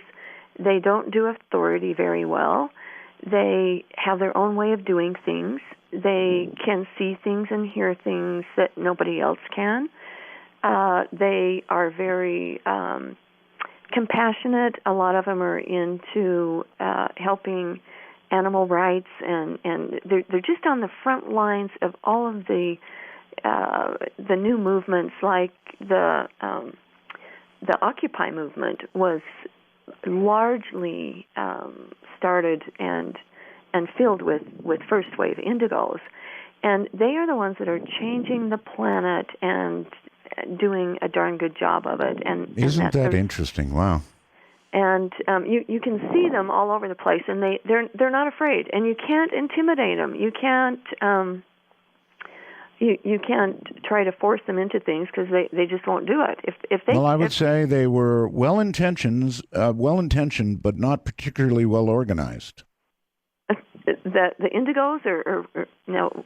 The occupiers who were indigos. Occupiers. Well, actually, they are and were very well. They act like they're not, but there was a huge.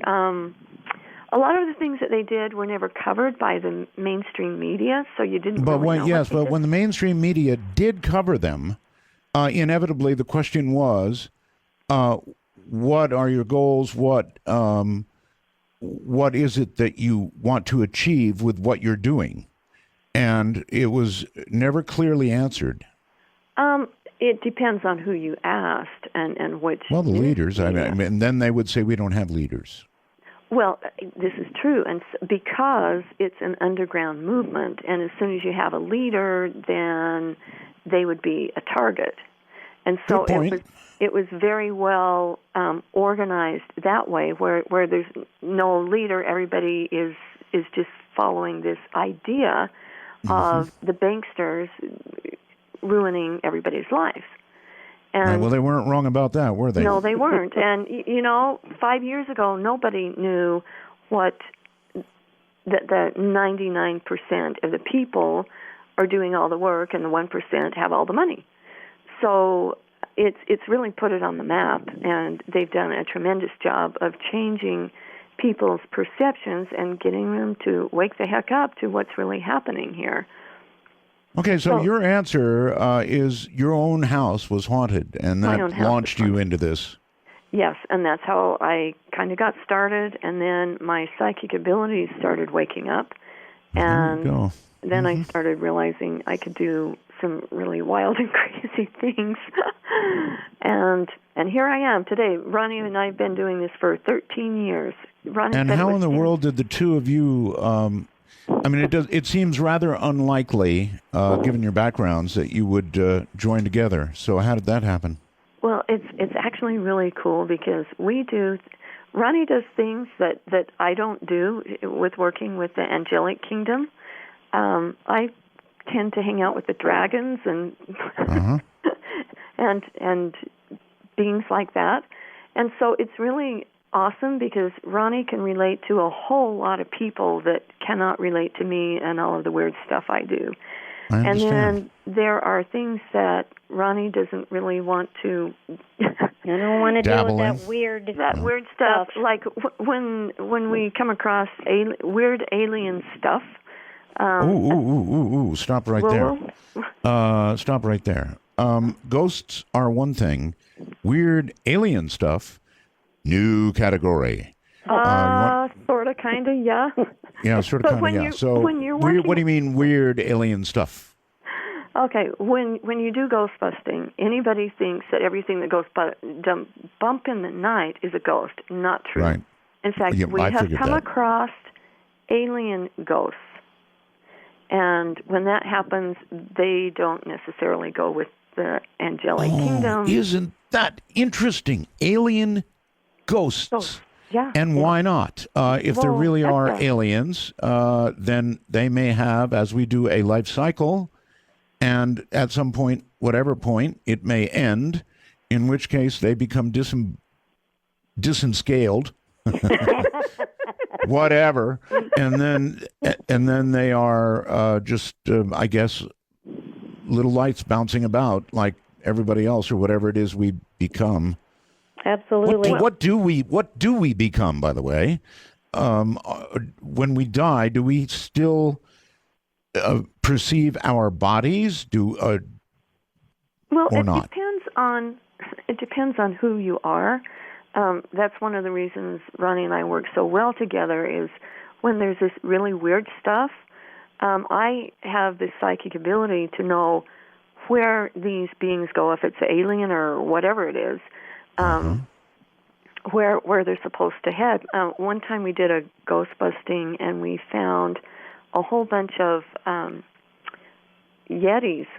They were white and beautiful, beautiful beings, and they had been killed by, this is up in Canada.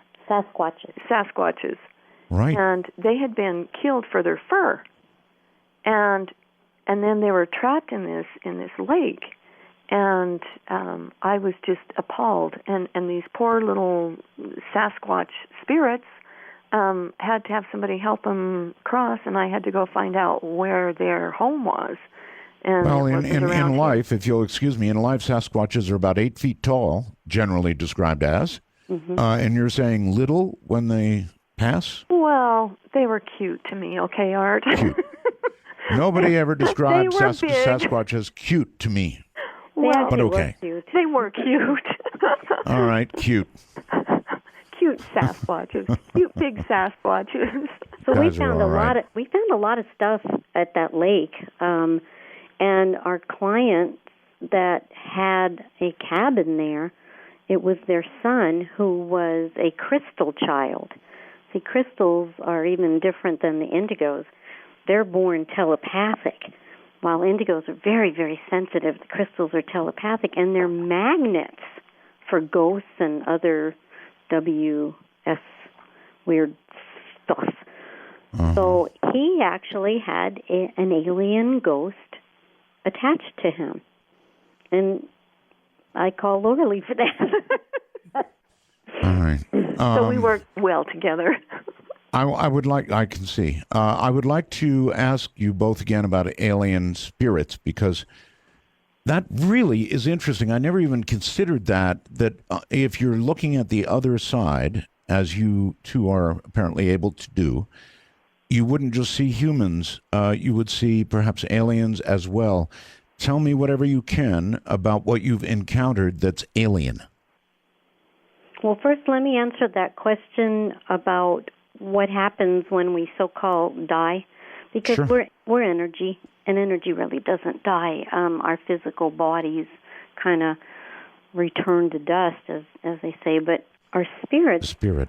we have. I think most people agree with that that's what it is, a spirit. But It's a spirit, and we have a light body. We don't have a physical form, but there is a light body, And the light way I body. know that, I'll just kind of tell a really quick story, but I was doing a reading for a friend of mine, and a spirit guide came through. And he was talking really, really fast in my ear, and I'm like going, slow down. So he said he had just been to guide school. It's like, yeah. So I'm like your audience. Yeah, right, guide school. That's the number one rule in guide school. Anyway, I found out is don't talk so fast. And again, I found out from James von Prague there is one. So he proceeded to tell me that when a person that they're guiding beats themselves up, tears themselves down, and really is hard on themselves, that it hurts their spirit guides. And, of course, I said, yeah, right. You don't even have a body. How can it hurt you? Mm-hmm. This was way back in those days. And so he showed me how he had this light body, and then those negative thoughts about themselves, the people that they love, that they're guiding, that they're helping, and they're having such, the physical person's having such negative thoughts, it impinges upon their light body. They actually can feel a pressure that's uncomfortable to them. Mm-hmm. So, light bodies. And then what we have found is on the other side, there are many different levels of places that people go depending on the level of evolution of their soul. I've seen people fishing with a little cabin. I've seen people going to the halls of knowledge and going to school. I've seen people shopping. I mean, it's crazy, crazy things, but depending on the level of where you are and what you choose to create on that other side, you have that opportunity to do that. But I have not seen an alien, I'm sorry. You're the ones that mentioned aliens, not me. Well, just because she hasn't seen them doesn't mean they're not there. Yeah. All right, so you are aware they are there. Absolutely. And there's, Art, there's something that I call a cosmic recycle bin. And when I come across some really nasty ass soul that is alien or otherwise, I commission this cosmic recycle bin to put them in, to clean them out, and then if there's anything useful, it comes out the other end. And I've worked with other people to teach them how to use this, and we have a whole crew of first-wave indigos that are now using cosmic recycle bins to clean up the cosmos. Kind of like sending a virus. Last week I sent a virus, and many parts of it to the recycle bin. Yes. So, but seriously, I think the aliens have their own heaven. I'm getting this right now. It's like the place where I tap into, and the ghosts that I tap into, and the spirits I tap into are from this dimension and this world. But I'm sensing that aliens from another planet have their own place that they go to, where things are, in their own ways, the things that they understand and the things that they know it's created for them over there. But so you're suggesting believe, there are multiple heavens? Yes, but one God. But one God and no hell. No hell unless you want it. But no, God will never, ever, ever, ever, ever send one of his children to hell. It doesn't happen. So that's part of it.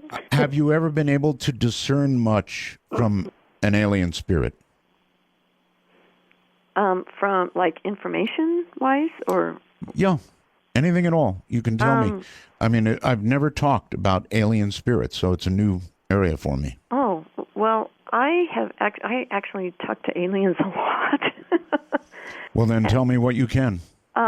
Well, it depends on the alien, because they're from all over the universe, and there's some from outside the universe that... Give me the highlights. Snuck in. It depends on who they are and what their agendas are. Some of them are benevolent, and some of them are just hardcore, creepy assholes that need to go in the recycle bin. We really need to make this clear. That's ass souls. Yes, souls. Because it will be heard the other way, trust me.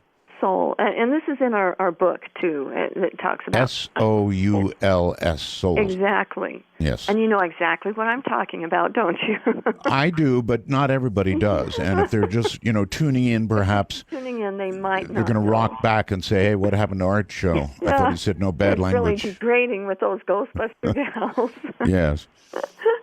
Yes. So, to answer your question, there's as many different types of alien places that they go as there are aliens. And I feel a little different than Ronnie does. I can understand her one God perception, but my belief or my perception, what I've gathered, is that there were actually a huge committee that created this hologram that we're in, and so they would kind of we wouldn't call them gods, we just call them hologram creators.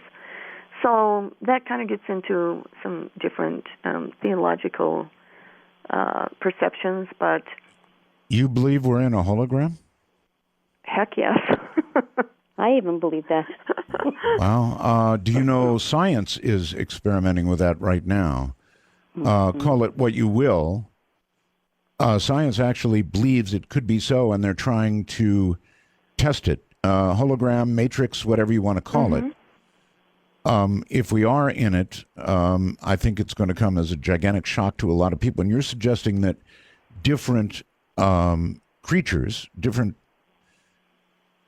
non-human creatures that pass may be in essence their own hologram, and their death or their passing is satisfied in a different manner by what may be a different concept of God? Absolutely. And holy smokes. There's so many different scenarios that are going on inside the hologram, and there's so many beings that are trying to manipulate the hologram and control it, and then control us here. And it's just, like a battle of wits and control. And that's downright fascinating. Really, it is. That's exactly why the first wave indigos are here. A lot of them came from outside the hologram as on the hologram rescue team to help try to put it back together again, because it's like it got a huge virus and got really corrupted. And the only way to fix it was to go inside the hologram to fix it. You couldn't fix it from the outside. And that's on my website. There's information about that. Okay, if you run into somebody on the other side who claims that he was strangled by the neck until dead by a talk show host, this will be the guy who created the virus that I had to deal with last week on my computer. So you'll know exactly who he is. I will know who it is. And I will come to your rescue. No, do me a big favor, will you? Don't help him. Don't help him. All right, we're going to take a break here. Ghostbuster Gals on Dark Matter. I'm Art Bell. You are cleared to call right now. So here it is, folks. Your opportunity to talk to the Ghostbuster Gals. And I'd like to again promote their book for them, actually. So we're going to do that. It's a remarkable book. And if you want to read about that which you're hearing, it's called Got Ghosts. The bizarre but true tales of the Ghostbuster Gals. And you can go to their website, and that's where you can get it. www.ghostbustersstories.com. Now, let me get that straight. www.ghostbustersstories.com. That should be easy enough. What I want to do is open the lines and tell you that the number is simple, 855-REAL-UFO. Is that a catch for a number or what? 855-REAL-UFO, or, if you wish, 855-732-5836. And, gals, you're back on the air again, so shortly now we'll begin to take some calls. And great. If we can just make a quick correction, Art, it's Ghostbuster Stories, singular. Really? Yep. Okay, let me see Was there what a I've typo got there? here. I think you do. Yes, ghostbustersstories.com. No, it's ghostbustersstories.com. I just read it as ghostbustersstories.com, and I was wrong. So it's ghostbustersstories.com, yes? Yes, and we also have ghostbustergals.com. That's a fun website. Okay. They wanna Sorry, go. gals. Anyway, that's the place, and they can get the book there, right? Yes, absolutely. Okay. Or Amazon or Barnes & Nobles. It's everywhere. Okay. But I bet you'd prefer them to get it from your site. That would be nice. Yeah. I'm sure if they go there, probably more of the money goes to you. Well, and they get it autographed. So, yeah. Oh, really? Yeah. Oh, well, that's definitely worth it. Okay. Let's do exactly that then. Let's, if you don't mind, we'll begin to let some people talk to you. So here it comes. Are you ready? All right. We are ready. Okay. Let's go to California. And Scott, you're on with the Ghostbuster Gals. Hi, thanks for taking my call. I used to listen to you quite a bit on AM. Have you had, or your guests, Art, you're probably familiar with Goldfield, Nevada, and the Goldfield Hotel. Oh, yes. Goldfield. Another Goldfield's very, very haunted hotel, yes. Yeah, so I was wondering if your guests have been there, investigated it, or any of that, and just was curious if you've made it over to Goldfield. Okay. We haven't. Thank you for the question. Oh, you haven't? Well, you seemed interested in Nevada, so there you go. That's a good place for you to go because that hotel is very legendarily haunted. Yeah, something interesting that I think will really suspend the belief of your listeners is that when we do our ghost bustings, most of the time we don't go there. We do our ghost bustings remotely. We kind of sit in our own spaces and do ghost bustings, around the world that way, and have had just as much success than if we were actually physically there. Well, earlier tonight when we began the show, and by the way, I want to send people to artbell.com too if you haven't seen this yet, this incredible elevator video. I know that you two sat down, I guess not together, but in a way together, and looked at that situation, right? Yes. What is the process like to look at something like that and try and figure out what happened? That's another really good question, Art. What we usually do is we'll find out what's going on, and then we will do a separate meditation where Laura Lee will contact her people. My people? Yeah, and I contact my people. And we raise our vibration, which is the most important thing because everything is vibration. And we contact whatever it is that's going to help us find out what's happening in the haunted place. The beauty of that is when we come back together, we usually find the same things. I can't tell you how many times we have found the same things in separate meditations. That's and very then interesting. sometimes she'll have one part of the puzzle and I'll have another, and together we get to put it together. I understand. All right. Fascinating. All right. Off to Texas we go. And Peter, you're on with the Ghostbuster Gals. Hi.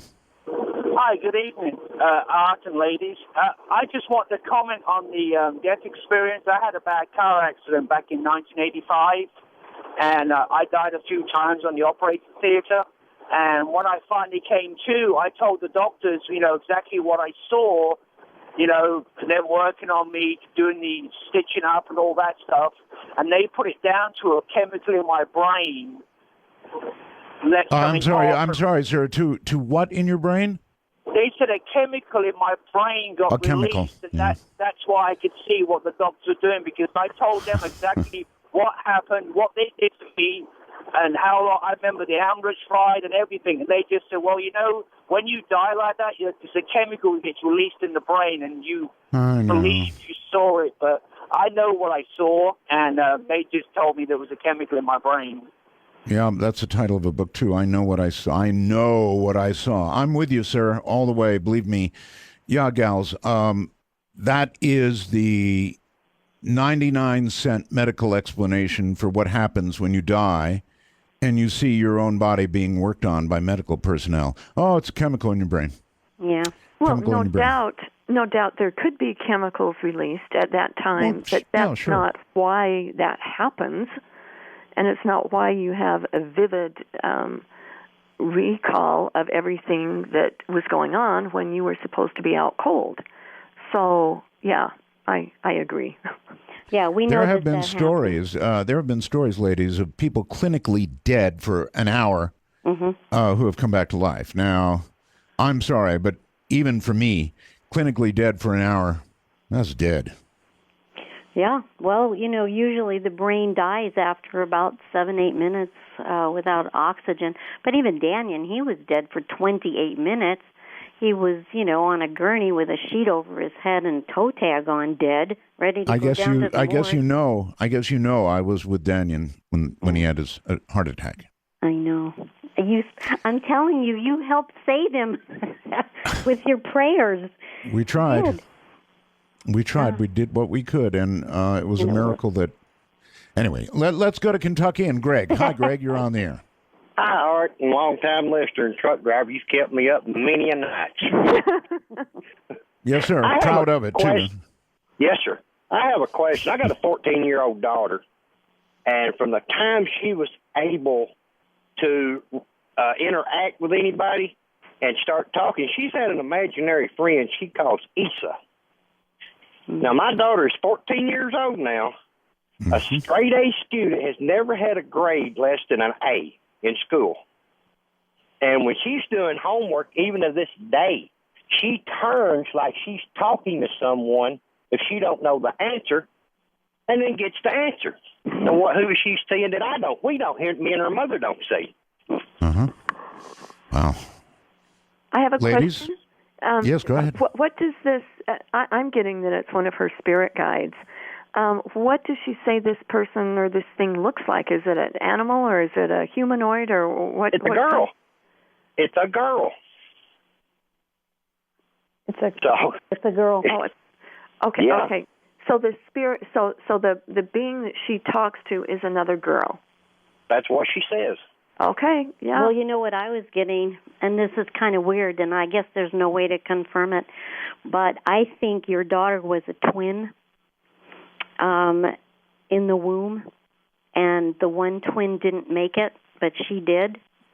And this girl is her twin and stays with her, even though she doesn't have a physical body. She's there in spirit with her. That'd be weird. Yeah. That is weird because we didn't know, there was nothing ever said about being a twin. Well, a lot of times you don't know, sir. That all ends very early in the pregnancy. Yes. But it's just weird that she talks to just like she's talking to anybody.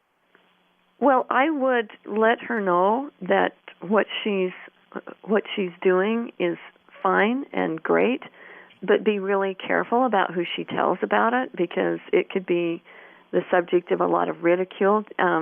Just like this is real common for first wave indigos.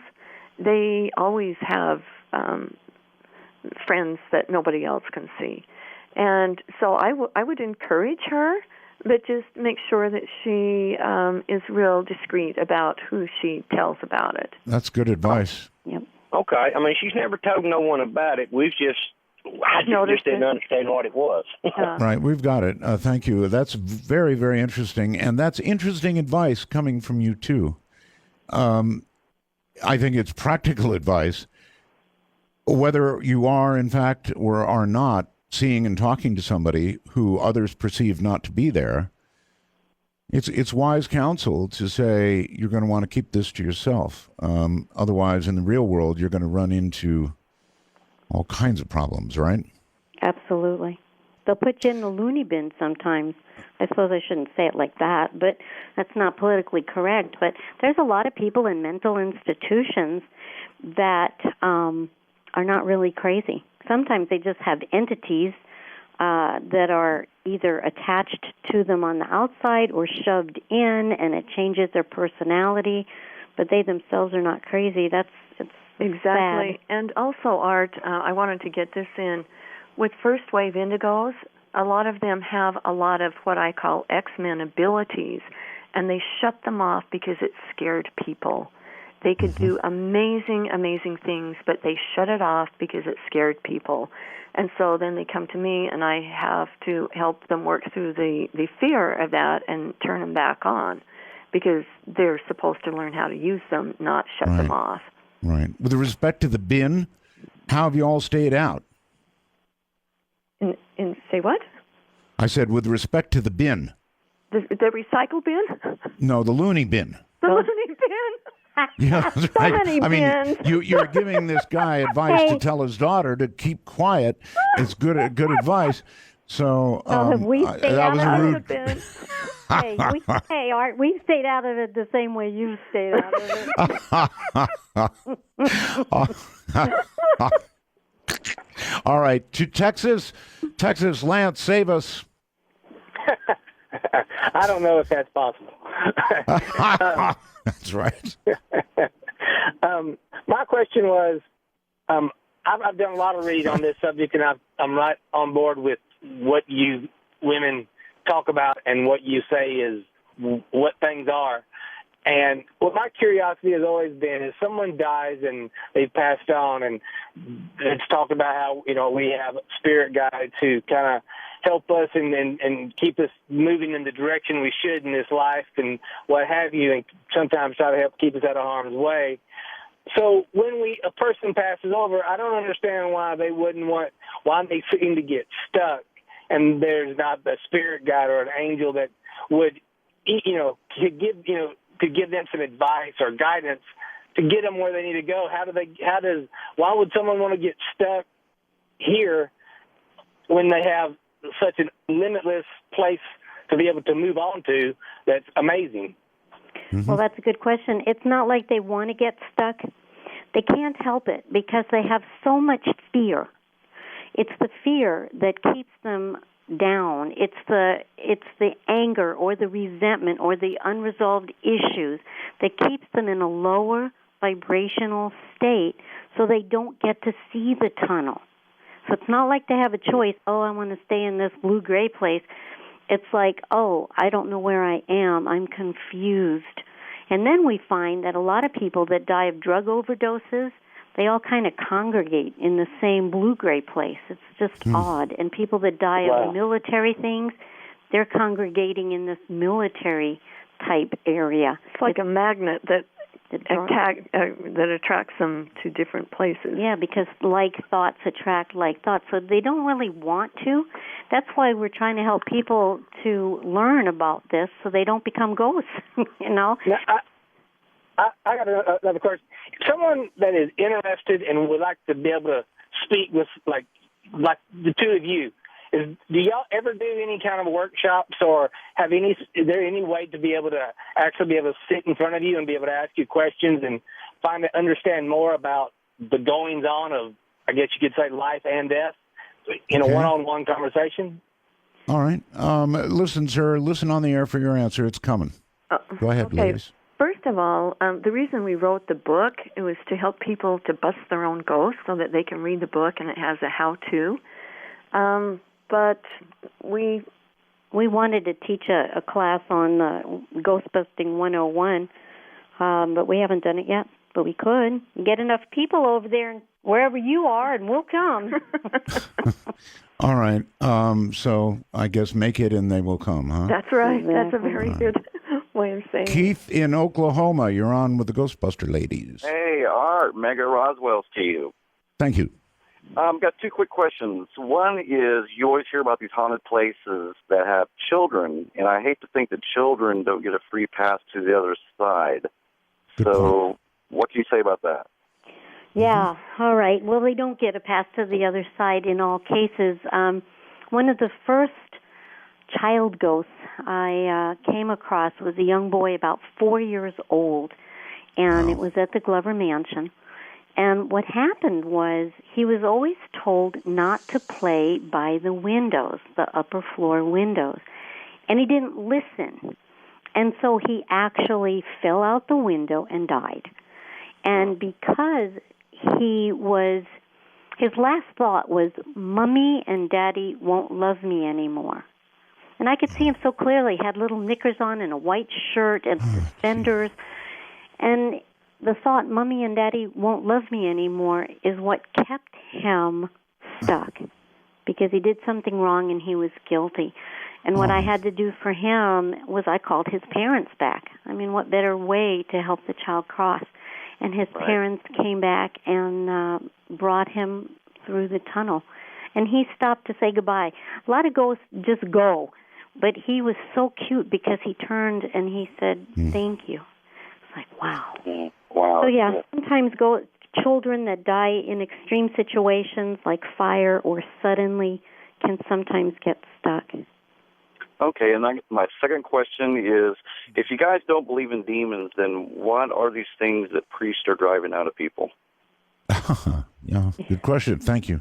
Yeah, it's a great. Yeah, because the fact that you're saying that exorcisms have risen I heard 700% lately. That is correct. Yeah, and so those, as far as we're concerned, they're shove-ins. They're not really demons. They're souls that shoved into human beings and were just creating all sorts of terrible things. But that doesn't mean that there aren't alien shove-ins that somebody would perceive as a demon. Because if you've got that's a very good point. Very strange, bizarre alien being that shoves in, people would perceive that as a demon if it didn't look like a humanoid. Oh, look, in real life, forget the other side. This side, you see an alien, and it's probably going to be so different that you're going to perceive it if it's as a demon anyway. If it's in your world to do that, if you're a very religious person, and you're going to look at it that way. Exactly. People are so predisposed to that and so judgmental that they perceived everything that they don't understand is bad and dark and evil. And sometimes it is, sometimes it's not. All right, well, here's another one. Yeah, lizard. Here's another one for you, ladies. I do a lot of shows on EVPs because, I don't know, they seem so real. And I really honestly believe a lot of them are real. But what I wanted to bring up is, in greatly disproportionate numbers, EVPs seem to be in child's voices. It's very disturbing. Can you help me at all? Well, now I know that when we did the Amargosa,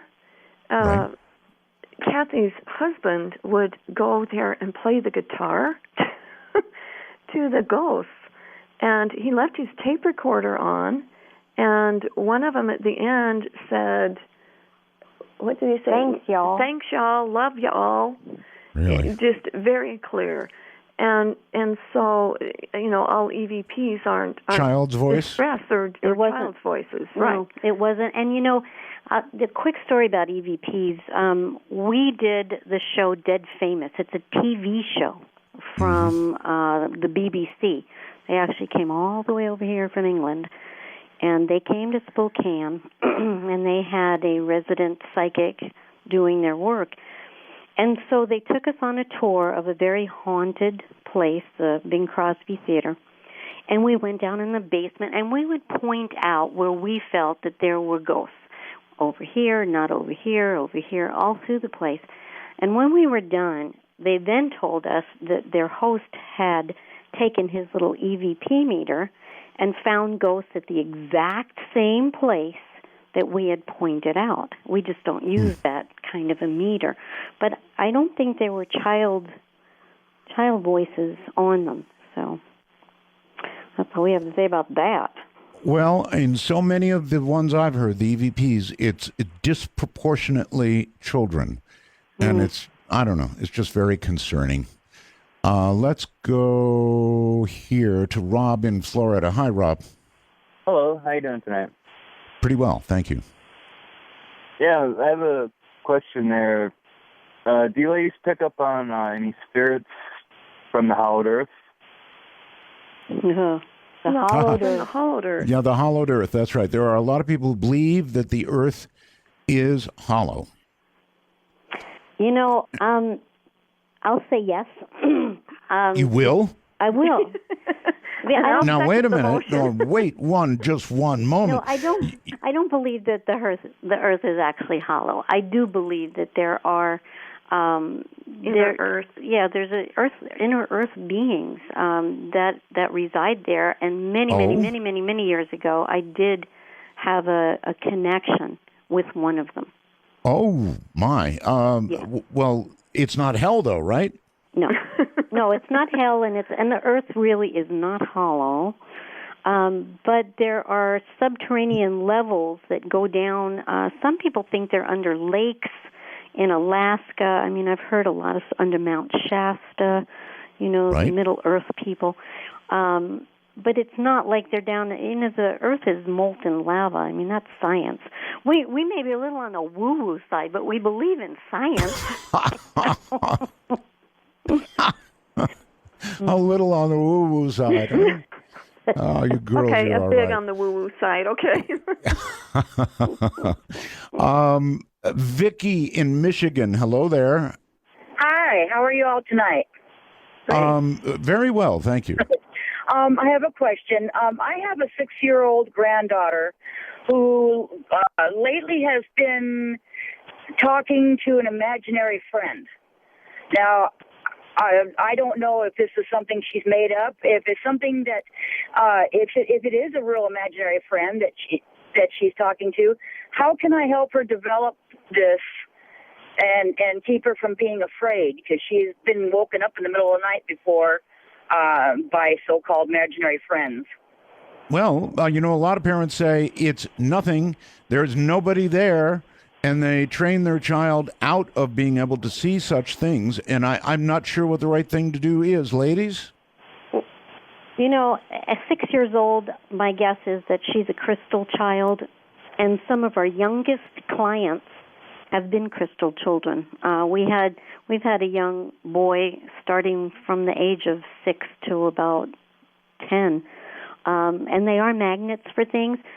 So the best thing you can do is A, assume that she is talking to somebody, but B, teach her how she can protect herself. We use these rocks, believe it or not, the almoricite rocks. We set up grids to kind of keep out the riffraff, as they call it. Yeah, but not everybody has E.T. rocks. No, Well, they can get them on our website. They can? They can, yes. Come on over, get your ET rock. Get your rocks now. I would have said something, but we're on the radio. I'm not going to say it. No, don't say it. I know what it would be. I know don't you do. Say it. Don't say it. All right, we're going to break here. This is Dark Matter in the middle of the night from the high desert and the great American Southwest. I'm Art Bell. Absolutely a terrific program underway with the Ghost Gals. Actually, technically, the Ghostbuster Gals. And I very much appreciate it. We've gone all over the map tonight, and happily so. So back to it we go. Ladies, you're back on the air again, and your crowd awaits. Boy, the lines are full. Okay. Let's go to Ohio. And John. John, hi. How you doing? Very well. I have a question, and it's more like a statement. My wife's Wiccan. I'm Native. I noticed a lot of the beliefs and practices are the same. Are they related or intertwined in one way or the other? I'm not sure what you're asking. Intertwined with what? Are they Wiccan and Native. Are they the same beliefs, practices, and like that? Yes, absolutely. I do a lot of Native work myself, and of course, Laura Lee's Wiccan. I'm sorry, I missed it. He meant Native American and Wiccan. Is that correct? Yes. Yeah, I got that. I'm sorry, I'm the dummy who didn't get it. So they are related. Well, yeah, there's a honoring of the earth and a love of the earth in both of those philosophies. And actually, when you think about a witch, if you go to Laura Lee's or our website, ghostbustergals.com, she has the description of what a witch is. Right. And when I read that, I went, oh, my gosh, I'm a witch. And I'm an angel girl. That was enlightening. But it's an honoring of the earth herself, giving homage, and in both of those philosophies. Do you gals know Evelyn Paglini? Yeah, I haven't heard from her for a long time, but yeah, I used to write to her 10, 15 years ago. You used to have her on the show a lot. She's awesome. She's going to be on again. I've got her scheduled. Oh, so, good. That is awesome. We like great.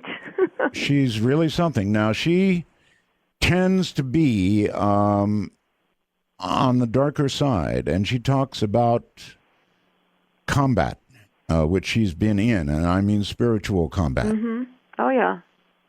So you're aware with that sort of segment of things? Oh, yeah, absolutely. Uh-huh. I do that. Laura Lee does combat all the time, but she's combating the dark forces. Uh-huh. Not the dark matter, but the dark forces. Yes. I understand. Is it possible to ruin somebody's life? With magic? Yes. Absolutely. Absolutely. And it happens all the time. I wrote an article in one of Brad Steiger's books about black magic and how people literally get away with murder by doing dark sorcery and black magic and never... It's like, what court of law is going to say, oh, so-and-so put a spell on my client and now they're dead? Someday it may happen. Someday. It's not happening now. Brad and Sherry Steiger, by the way, very good friends. They are awesome. I love that couple. They're just incredible. And so, you can do some serious damage through magic. Absolutely. And curses. And it happens all the time. A lot of people think that's as much baloney as what they've been calling otherwise for tonight, and I don't think it is. Well, they always. I was married to a Wiccan, so I know. They think it's baloney until it happens to them, and then it's not baloney and it's not funny. That's right. Steve in Canada, way up north, you're on the air. Hi, Art. Raj Wells to you. Thank you for taking my call, and good evening, ladies. What I'd like to know, I have a kind of a two-sided question. Back in mid-'90s, I was involved in an industrial accident in which left me vital signs absent 3 times in a row on the way to the trauma center. During that time, I had no recollection of anything, when I was gone. However, afterwards, I was visited by what you refer to as shadow people. Yes, sir. This happened to me on 4 different occasions immediately after during my recovery, which was quite extensive. From that point on, I never had any conversation, so to speak, with them. They were just there. It was, very defined. Usually happened early in the morning. And their shapes were very defined, but no features to speak of. Anyway, from that point on to this very day, while I'm asleep or just before I'm going to sleep, I have this way of quieting my mind. And when I quiet my mind, I tend to get a lot of, it's almost like a whole bunch of people are talking to me and a whole bunch of faces start coming into my view. And it's like they're asking me questions. It's crazy. It's really hard to describe. But I find if I tell them leave me alone or quiet, settle down, they'll stop. But like the next night it'll happen again. And so what I was wondering is, would a near-death experience or a VSA experience, would that bring on some kind of sensitivity toward this stuff? Yeah, absolutely. Yeah, just read Danny Brinkley's book. He wasn't psychic at all until he had his near-death experience. And I think what happens, I mean, this is my take on it, is when you die, sometimes the soul will pop out of the body, but then you don't really die and it pops back in again. And I've actually seen this. The soul will pop out and pop back in and pop back out. But when it's popping out, you're in a different dimension, really, probably like a fourth dimension type thing. But it's a higher dimension than here, and it can create a sensitivity. Now, I've also had situations where I close my eyes and I see those faces. Sometimes they're astral beings, and sometimes they can be ghosts that are trying to communicate with you. It just depends on if you're feeling like an astral being will try to scare you because they feed on the fear. So I just laugh and I love them, and then they go away. But sometimes because of your sensitivity, it can be trapped spirits that are trying to get your attention to help them. Yeah, I was going to say I would listen to them and see what they're trying to tell you, and if you can't help them, maybe direct them to somebody that can if they need help. If they're just being annoying, and then that's a different thing. But see if you can evaluate what they're trying to tell you and why they're there. Yeah, because it's not like it's just like they're all talking at once. So it's kind of hard to discern any one in particular. Some do tend to come through stronger than others. Well, tell them to have a spokesperson. Yeah, yeah. So I was just wondering, is there anything you could refer me to refine it or maybe control it a little better? No, if you read the book Got Ghosts, that will help you a lot because it has some really good tools to help you learn how to meditate better and clear your own energy field so that you get the garbage out and the Klingons out of your own field so that you can be more focused. So I would suggest you get the book, and Ronnie and I just discussed this in our last break. For all of your guests, Art Bell, that get one of our books, we're going to send you a free set of grid rocks to grid your house. That's a special space rock. With Almorasite rocks. Okay. Wow. Thank you. I'll be sure to get one. Okay. But it has to Thank be you from for our the help. website. Right, and thank you for the call, sir. Take care. Let's go to Washington. And Rock? Your name is Rock? Yes, sir. Okay. Good evening, and thanks for taking my call. My question is probably like 4 or 5 months ago, I drive truck, and I was parking the truck in the new yard that we have, and I haul cars, so I was up chaining a car down, and I heard like little rocks being thrown, and then one hit the truck, and I kind of freaked out. There's nobody in the yard, but I seen a shadow moving around, and the gentleman that just called, he was talking about shadow people. Well, as of late, I see them a lot more. I mean, a lot more than just one or two. I mean, I'm saying, they're dark in between things. I see them, day or night. I thought it was just kind of my mind playing tricks on me. I'm not sure what it is, but, when the guy was talking about them, I figured I'd call and say I don't know what it is or I mean, should I be thinking I'm going crazy or? No, don't think you're going crazy, okay? Now, what's happening is a lot of people are becoming a lot more psychic, and maybe stuff that you couldn't have seen 2 or 3 years ago, you're seeing now. And so my advice would be to just observe, go as neutral as you possibly can, and just observe it without, like, judging it or being afraid or whatever, and maybe see if you can communicate with whatever it is. And if it's being annoying and rude, just say, you know what, I don't have time for this. You got to go. Yeah, the veils between the worlds, they're thinning, and that's why so many more people are having these kind of phenomena. They're more sensitive to it because the frequency on the planet has raised, which automatically raises us up, which means we're more sensitive to it. Right. All right. Like when I'm driving down the road, I see them walking down the highway, or I see four-legged beings going down. I mean, that kind of thing.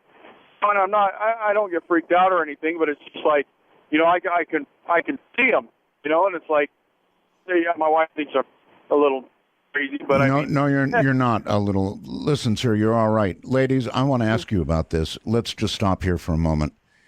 Years ago, I started this whole shadow people thing because I had a bunch of calls on the air about it, and people would tell me, you know, Art, in my peripheral vision, I see these things moving. And then pretty soon I had people saying, well, they've moved from my peripheral vision to my straight-on vision, and it started to get a little scary. I, too, have seen things in my peripheral vision, gals, and I call them shadow people for lack of any better name. I don't know what they are. I don't know why I'm seeing them, and I don't see them often. It's just happened, and it's startling. You see something out of the corner of your eye, is a better way to put it, I guess. And it's real. I don't know what it is. You tell me. It is real, and I know I've seen them too. I call them my guides and my angels. The angels sometimes, we have angels around us all the time. We are never, ever alone. They're supporting us. They're helping us. We also have guides. Guides are people that have been physical. That's the difference between a guide and an angel. A guide has had a physical life on this planet and now has chosen to not become physical but to support the people here. And I see them all the time. You know, sometimes it's a little sparkle. Sometimes it's that movement, but we're supported at all times. The other thing it can also Ladies, be... I'm sorry, what I see is dark. I wouldn't call them angels for a second. There's dark moving things in my peripheral vision, and if you want to call them angels, fine. But and maybe you're right. You're more into this than I am, but I don't see them as angels. Well, there's interdimensional beings. Is that where you're going to go with this, Ronnie? Right. What you might be seeing is beings that can go back and forth into dimensions, and you're just catching them while they're moving. I would more easily buy that. There's so many things that it could be. We'd have to tune into each specific incident to find out what it was.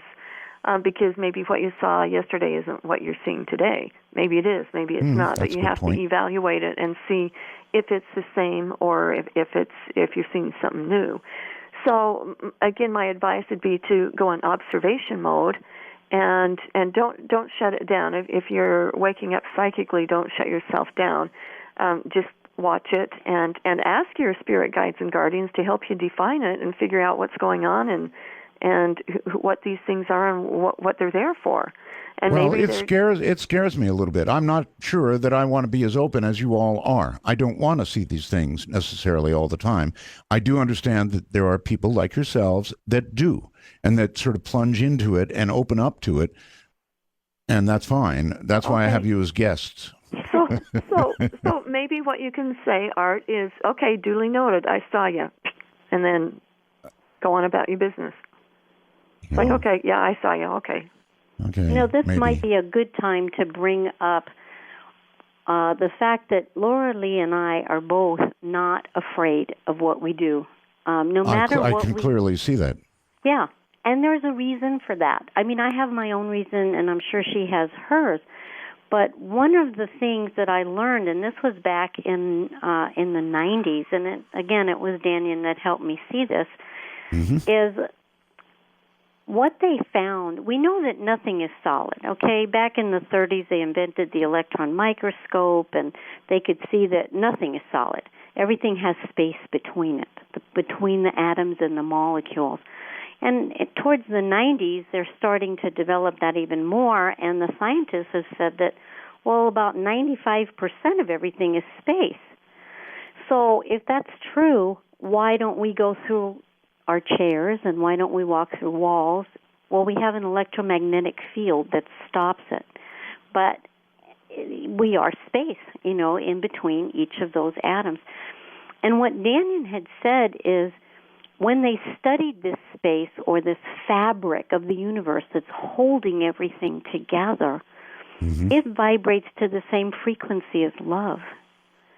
And when I heard that, it changed my life. Because That's pretty good. Yeah, That's pretty good, I because admit. I then took the word love and kind of extrapolated it out to God. So as far as I'm concerned, God is in all things. There is no thing that is not God. So the shadow people and the ghosts and the so-called demons, they're all an expression of God. And so I can do my work in that loving place without the fear. So I just thought I'd share that. And, you know. I appreciate the sharing, but, you know, there have been some poltergeist/ghost occurrences that have been not real godlike at all. They've been horrifying. Well, I can understand that because I have a little different take on it than Ronnie. That's why I use the cosmic recycle bin so much, because things that are out of place and just raising havoc, they just need to get transformed. And so, but the for Ronnie, there is no recycle bin, right? I don't ever put anybody in. She doesn't ever put any. She lets me do that. I do the dirty work. She does. You know, I either send them back to God or to give them to her. But poltergeist, maybe we should talk about that, because what we have found in our experience, that there is no such thing as a poltergeist, but what it is an indigo. Here we're back to indigos again. Maybe having a little hissy fit, and because they are so telekinetic, yes, things go boom and bang and crash and crack, and it's not really another entity. It's themselves. Indigo. Yeah. Yeah. Okay. I'm sort of with you here. In fact, in most of these cases, there is a young child or a teenage girl. They seem to be absolutely there. You troublemakers in more ways than one. Huh? Yes. Yes, and they crash things and they bang things and they create a lot of fear, and they don't realize they're doing it, but they are. Okay. All right. Florida brings Kelly. Hi, Kelly. Hi, Roswell's Art. Good evening, ladies. Thank you for taking my call. Sure. Okay, so here's my thing. I've recently begun experiencing some strange things. Some people that I've been talking to are saying that I'm a sensitive. And so basically, here's what happened. A few years ago, I had a relative who was dying from cancer. And I would say about 2 weeks before she passed, I started becoming physically ill, sick to my stomach, you know, having all these horrible symptoms. And it wasn't a cold. It was different from a cold. Anyway, basically, one Saturday night, it just went away, and it was almost like a feeling of freedom. And when it disappeared, about an hour later, my mom called me and told me that she had passed away. So that was sort of odd, but so I know that I have something going on here. Is there any advice that you can give me to help curb the physical experiences that I have? This is only one example. I mean, I've had this happen at least a dozen times since this one experience with my cousin. But is there any advice that you can give to someone? You know, because I know that it could be a gift. Right now, it feels like a curse. Well, one of the things that just pops in my head is to make sure that you're getting all the proper nutrition that you need. When Ronnie and I do ghost bustings, we always take colloidal minerals, because when you're running a lot of psychic energy, it depletes the minerals in your body. And so you're going to want to make sure that you take care of yourself, because when you go in psychic mode, you do really pull a lot of energy, and you want to build yourself back up. I see.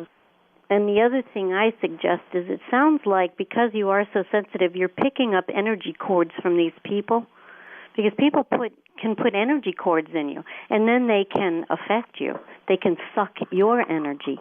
So there are protocols to cut those energy cords so they're not attached to you. And then the other thing I suggest is taking a look at what that cryogenetics egg looks like, because that is a protection. and that will suck off all the emotional debris that you've picked up. And as a sensitive, you tend to pick up a lot, and it will keep you more calm, and it'll keep you more balanced. Wonderful. That is excellent advice. Thank you. And yes, I do use like a magic bubble type of thing, to keep me protected mainly, and also just to, because people can, like you said, can psychically attack you without even really knowing it. Mm-hmm. So yeah, I do try that, and I am going to get your book. It sounds awesome. Thank you, ladies. Thank you very much, Art. I appreciate it. Thank you. Goodbye. Right, take care. I want a magic bubble. Okay, let's see. Let's go to Philadelphia. Brotherly Love brings Mike. Hi, Mike. Hey, how you doing? Very well. Hello. Hey, hi. Mike, don't do that. Don't do that, Mike. Yeah, I can barely hear you, Mike, so go ahead. Okay, hi. This is Mike from Philadelphia. Mike, get off a speakerphone. Oh, okay. We'll wait. No speakerphones. It's already bad enough. Yeah. Mike, are you there? I think Mike just disappeared into the egg. All right, let's move to Oklahoma and Joe. Hi, Joe. Hey, how you doing, Art? Just fine. Nice to have you back. Thank you. Good to be here. This happened about an hour ago. I was switching on Sirius Radio back and forth between your program and Clyde Lewis, and he was doing a live thing at a place where the what the heck is that? The Zodiac Killer. You're losing me. I don't know what you mean by Zodiac. He was doing a live thing with the Zodiac Killer. No, I'm sorry. I don't get that. The Ghost of the Zodiac Killer. They were doing a live program where this guy worked. Okay, well, anyway, let me imagine. Wait. Can I guess? Can I guess? Me? I said, can I guess? Well, anyway, he got fired. No, sir. Sir, hold it. Can I guess, please? Can I guess? Oh, can you hear me? Yes, I can hear you. Okay, can I guess? I'm going to guess anyway. I'm going to guess that he disappeared all of a sudden. What I was trying to get to you is they were doing this live remote there, and he got violently sick and everything. This happened about an hour ago. Uh-huh. And I was thinking that your Ghostbusters would maybe want to take and follow up on this to see what happened to him, because he was sort of attacked by the ghost. Okay, right in the middle of the show, huh? In the middle of the show, yeah, they ended up taking the whole show right off the programming. See, I knew it. Yep, in other words, he just disappeared, right? Exactly. Okay, gosh, that was so hard. Art. That was hard. That was really hard. Well, we're not taking it on. We don't want to disappear. I hear you. I don't want to be the disappeared either. All right, girls, hold tight. We'll be right back from the high desert, Great American Southwest, dark matter, raging in the nighttime.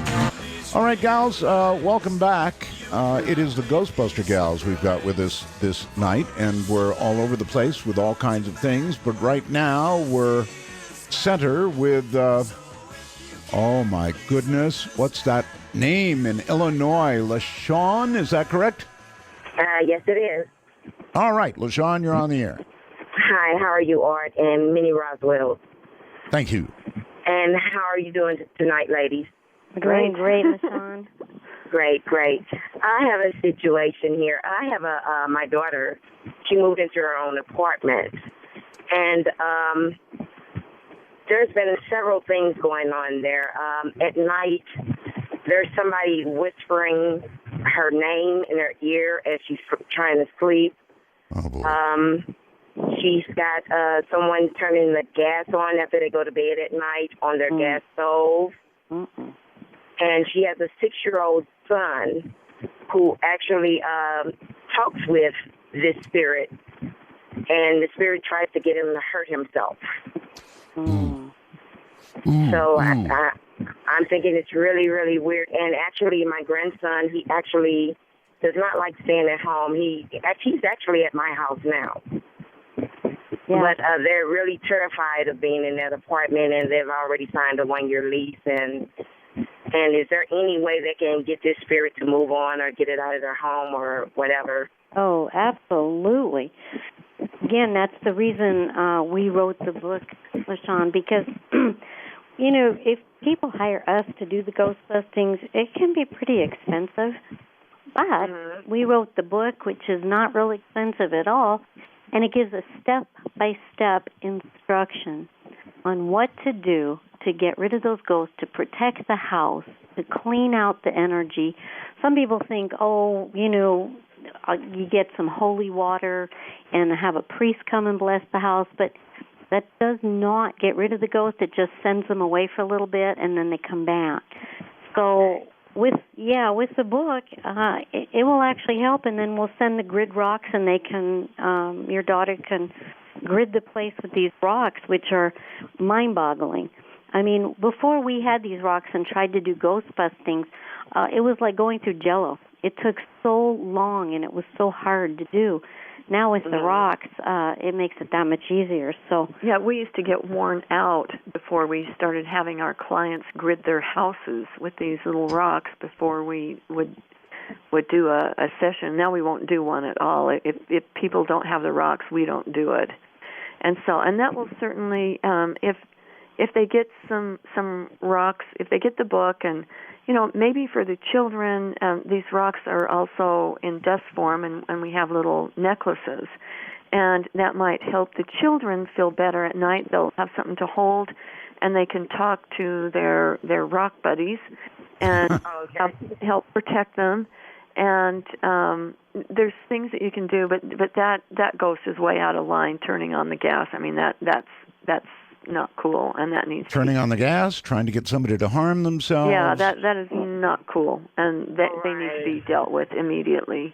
So after you've done everything in there, LaShawn, after you've tried all the things and you've done it, you can sense whether it's changed or not. And if you still have a problem, just drop us an email.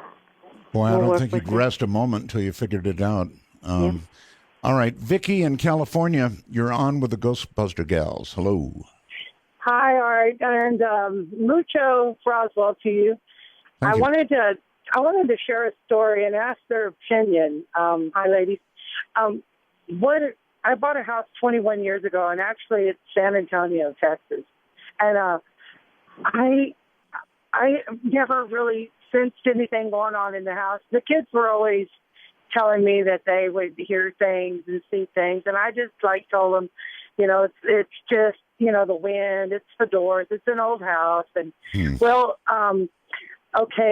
back in 2006, my son was 14 years old, and I was in a dead sleep, had to get up at 5 in the morning, and in the middle of the night, it was like, you know, like a dream or a voice. It said, get up and go check on your son. And I said, oh, no, my kid's all right.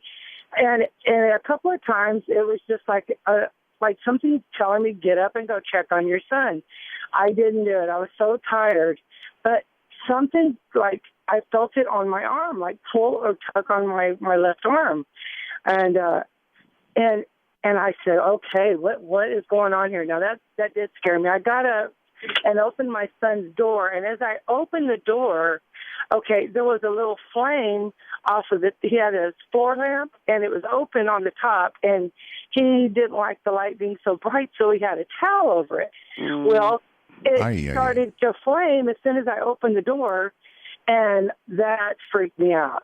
And now I believe that they tell me that they still see, like my daughter's 33 and at the house with my grandkids, and she says she still sees like not an apparition or anything, but feels like someone's looking at her from the hallway. Mind you, I bought the house 21 years ago, and a lady named Hannah, I won't tell you the last name, did die. Not sure she died in the house, but she did die in passing. Her son sold me the house. Now, I don't think it's a me. If it is a spirit, do you think it's a spirit? I mean, I don't know. Well, I don't know what to say either. Here's what I would say. I've got a 6-year-old daughter.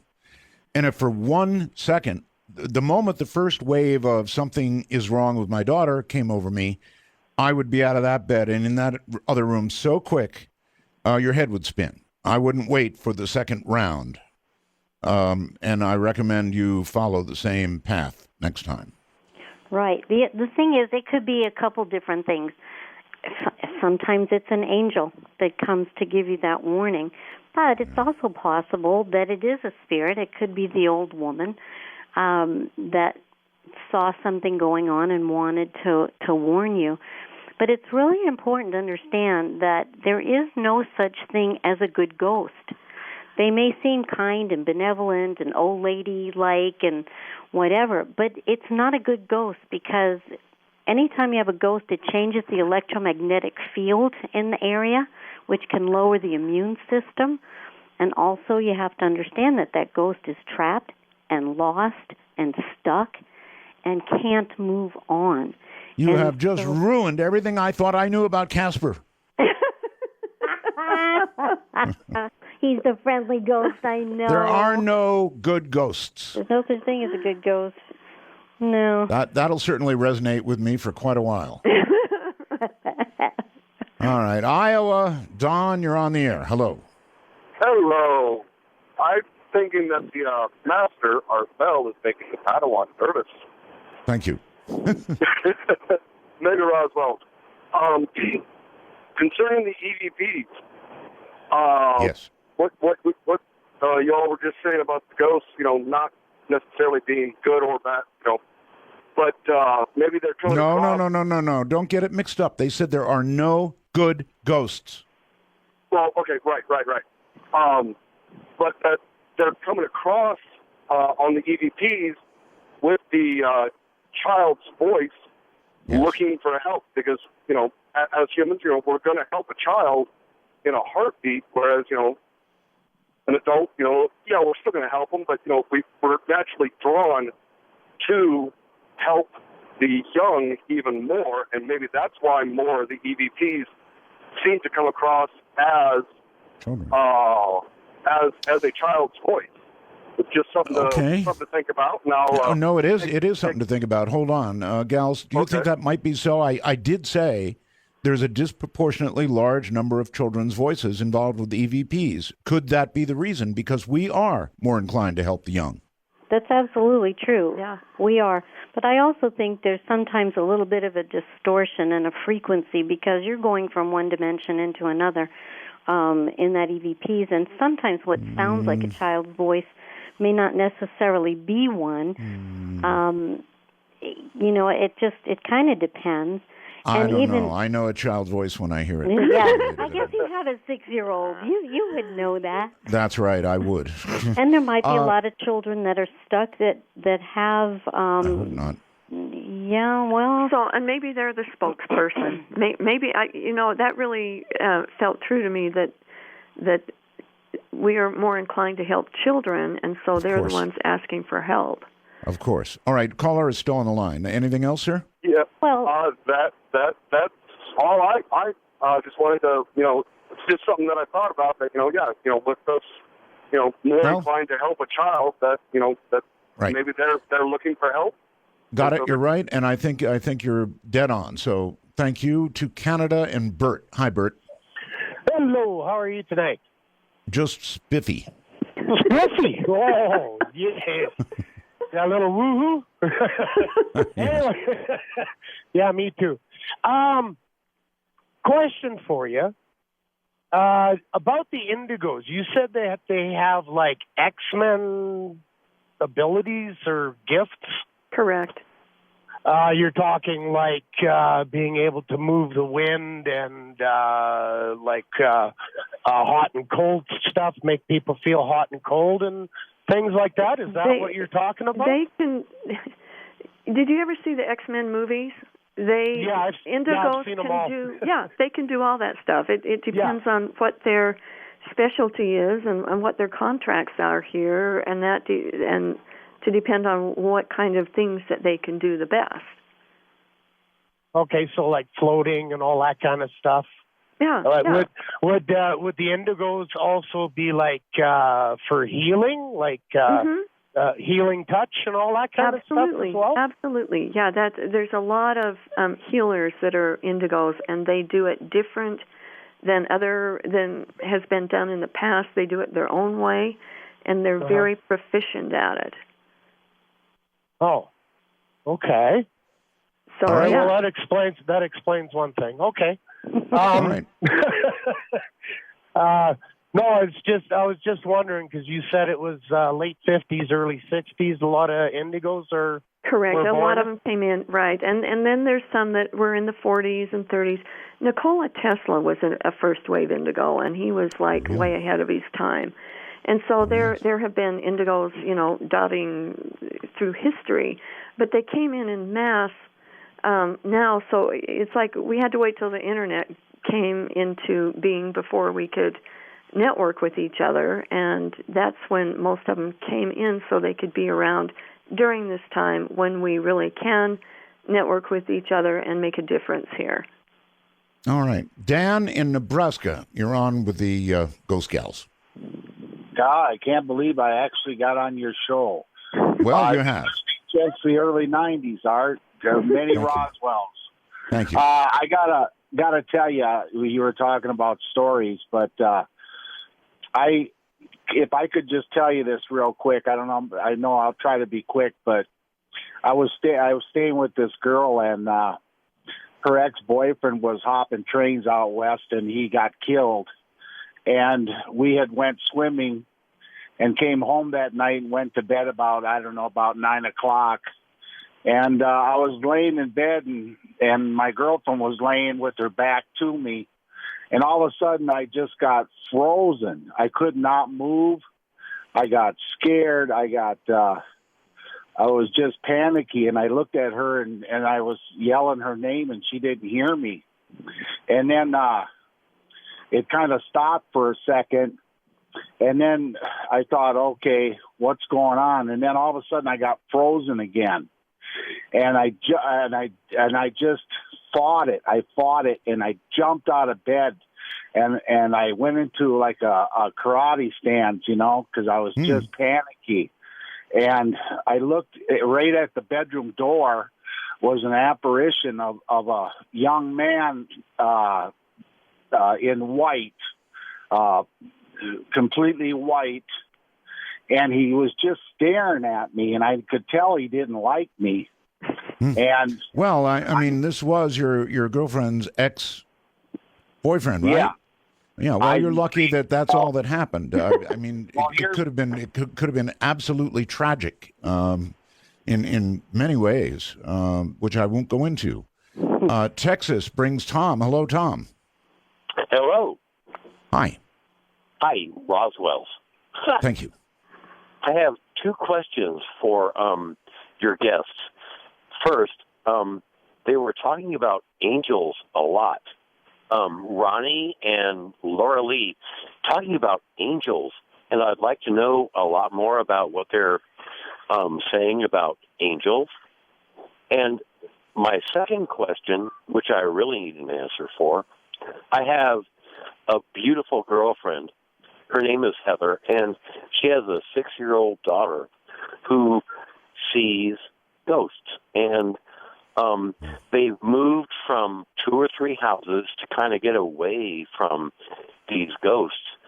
And I'd really like to know if there's something we can do to protect her. Okay. Ghosts are everywhere. They just are. I mean, everywhere. One would think that's true. I mean, we're a gigantic population, 6 billion on the planet or something, right? Yeah. And we're kicking the bucket all the time. Some of us, I suppose, are going on. Others linger. That's a bunch. Well, and hundreds and hundreds and hundreds of years ago, I mean, we've talked to ghosts that have been stuck for that long. They died in the battlefield, or going across country to settle the country. They passed, and so yeah, there's a lot of ghosts out there. So I don't think you're going to get away from them. The only thing you can do is get the knowledge. What is it? Why are they? What's going on? I hate to beat the drum about reading the book, but we wrote it for that reason, and then the rocks always help. But as a little crystal kid, because she's seeing them, we worked with this one for so long to help him just detach because they're magnets. So educate yourself. Okay, you mentioned some of them are there for hundreds of years. You said that, right?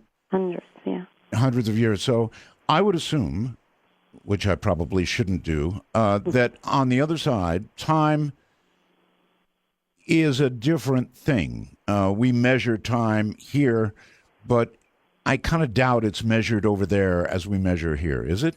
Oh, you're so right. It does. No, there is no time. Time doesn't exist. It's only a third-dimensional thing that we do linear time.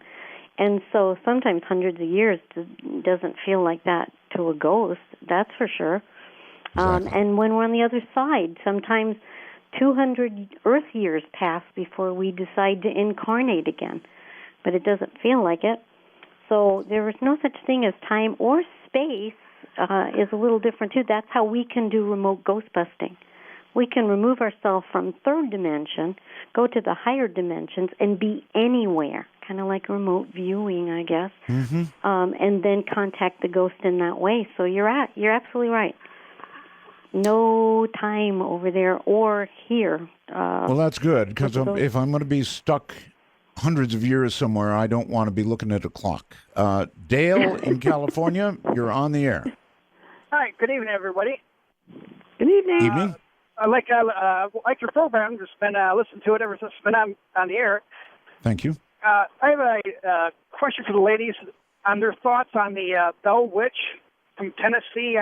I've always found that just real interesting on the whole goings on way back when. Well, I'm certainly interested in any witch named Bell. So let's see what they know. Gals? I know nothing. And me being a witch, I have heard about it, but I'm not real familiar with that. Wasn't that a movie? Well, I'm hurt. No, sorry. I'm really hurt. All right. Hawaii, really. Sarah, hello in Hawaii. How are you? Aloha, Art, and mega Roswells to you. And I'm calling in to ask these gals a question. Out here, in the middle of the Pacific, that we get a lot of interesting things going on, like most other places. However, at night, when I go to bed and I'm laying there reading, and this happens nearly every night, I see what looks like big manta rays. They just kind of come in and glide through the ceiling and around the room, and sometimes they're black, and sometimes they're gray, and sometimes they're a real light color. Kind of like they're swimming? Yeah, you know how a manta ray will just glide through the water? Yes, well, that's kind of what they do. I don't feel any hostile energy, and I often will say, "What do you want?" But I'm not getting any answers, or maybe I'm not really listening. I don't know. Well, okay, so I used to have the same thing happen with dolphins and sometimes whales, because I'm connected with both of them and have seen them, in the wild and had telepathic communication. And what I'm sensing is it's the same thing for you with these manta rays, because they're very intelligent creatures. I swam with them in the Grand Cayman. They're phenomenal. They're gentle. They're lovely, but they're in trouble, just like all the ocean creatures. We're I don't want to get on my soapbox, but we're polluting the ocean terribly. And well, if they've taken to air swimming, they must be in a lot of trouble. It's their spirit, or it's the spirits of them. But they're coming to tell you they just want support and they want help. Oh, okay. That never occurred to me at all, and I'm right here, right near the volcano over here, and I didn't know if that electromagnetic field just pulls in a lot more stuff or not. Yeah, There's it a good could. question. I would also maybe do a little activism and see if they go away. If you start, like Ronnie said, they need help. So perhaps if you, in your spare time, you can, sign petitions or whatever to help these manta rays. And I think you're going to get really connected to them, like Ronnie is with the whales and the dolphins. I think you have a real connection to those life forms and to their energy. And so I would just pursue that, because obviously they're coming to connect with you, and I'm sure that you're going to find a good synergistic, symbiotic relationship with them. All right, manta rays or dolphins or cats or dogs, ladies, is it your view they have souls? Absolutely. Heck yes. They sure do. And good answer. Yes, and when they cross, we've crossed many an animal ghost. They cross through the Rainbow Bridge process, but when we die, they're there to meet us, because anything that we've loved and has loved us is there to greet us on the other side. It's like a big party. So it's nice. And they do have souls, and I've talked to them. And we have a chapter in our book on pet ghosts. Right. It's really cool. All right. Very quickly, Mike in Pennsylvania somehow made it back. Hello, Mike. Yeah, I'm back. Hey. And now you're not on a speakerphone, right? No, I took it off. I'm so sorry. That's all right. Roswell. All right, Thank first time calling. This is a problem. Good evening, good morning, ladies. All right, this is a problem I've had since I was a kid. I've been trying to talk to people about it, getting different stories. When I was about 6 or 7 years old, my brothers sent me down. They're playing in the room. They sent me down to get some water. And when I got to the top step and I looked down, there's Jesus. So, the picture frame that you'd see of Jesus, the white robe with the red sash. And I was like, okay. I just stood there and I was like, who are you? And the figure or whatever was down there would just beckon with his hand, just like beckoning me to come down steps. And so I said, what do you want? And no words, just beckoning. And I couldn't see anything behind it. No, I couldn't see the furniture. Nothing. It was all just black. So I started going down a couple steps, and then I stopped and thought, why am I going down the steps? So I tossed a cup down the steps, and it went right through it. And it just continued. You threw a cup at Jesus? I threw a cup at Jesus. I was 7. We're both at 7. So it didn't fade. It just continued to beckon. So by the 4th step down from the top, I said, you know what? Maybe I need some backup. And I started backup for Jesus. Yeah. You're lucky you didn't get vaporized. Well, I used to pray every night for angels to come to the house and stand at my windows and at my doors and on the roof. I used to just blanket the house with angels, and then I see this vision, and I'm like, okay. So I'm screaming at the top of my lungs for my brothers. I'm 3 feet away from the door where they're at, and I'm screaming at the top of my lungs. I hear them talking, and nothing. Not a. What's going on? So I was like, you know what? This is too much for me. So all right, we got to wind this up quickly, so we're out of time. So they went. I stopped. Broke eye contact. Went to my brothers. Came back, and I looked down. I told them there's something downstairs, and I could see the living room now. Jesus was gone, and it freaked us out. We checked the whole house. Now at that same exact spot where I saw Jesus, several days later, my older brother was in the living room playing with his little cars and everything, and he saw... All right, I'm sorry. We're going to have to stop the story right there. We're just out of time. We've got to take a break because we're coming to the end of everything. But if I saw Jesus, I don't think I'd call him that and it and stuff like that. If I really knew that this was a classic, I've seen him before in the pictures, Jesus, and he was beckoning, I wouldn't throw a cup at him for sure. We'll be back. All right. Back to it we go, ladies. I have run myself properly out of time. It's pretty bad. I'm sorry that it has gone so quickly. It just like that, and the show's over. I can't believe it. It has been such a joy and an honor to have you on. And once again, I want to say that I admire you for what you did. I feel that, I don't know, you went the extra 100 miles for me. Thank you so very much. And I'm sorry for, what happened to you. But again, I think that you have integrity that I really admire. And I want to give you a chance to plug your book because of that. So plug away. Oh, thank you, Art. And the other way you can make it up to us is have us on again, because we had so much we will. fun. I guarantee. It was too much fun. Thank you. So the book is Got Ghosts, The Bizarre But True Tales of the Ghostbuster Gals, and it includes a do-it-yourself ghostbusting guide. And you can get it at our website at www.ghostbustergals.com. Our other site is ghostbusterstories.com, where you can sign up for our free newsletter that we send out to people. Amazon does have it, but like Art pointed out, if you want it signed and you want your free grid rocks, you can get it at ghostbustergals.com. Yes, your free grid But rocks. you have to mention this show or you don't get the free grid rocks. Yeah. Really?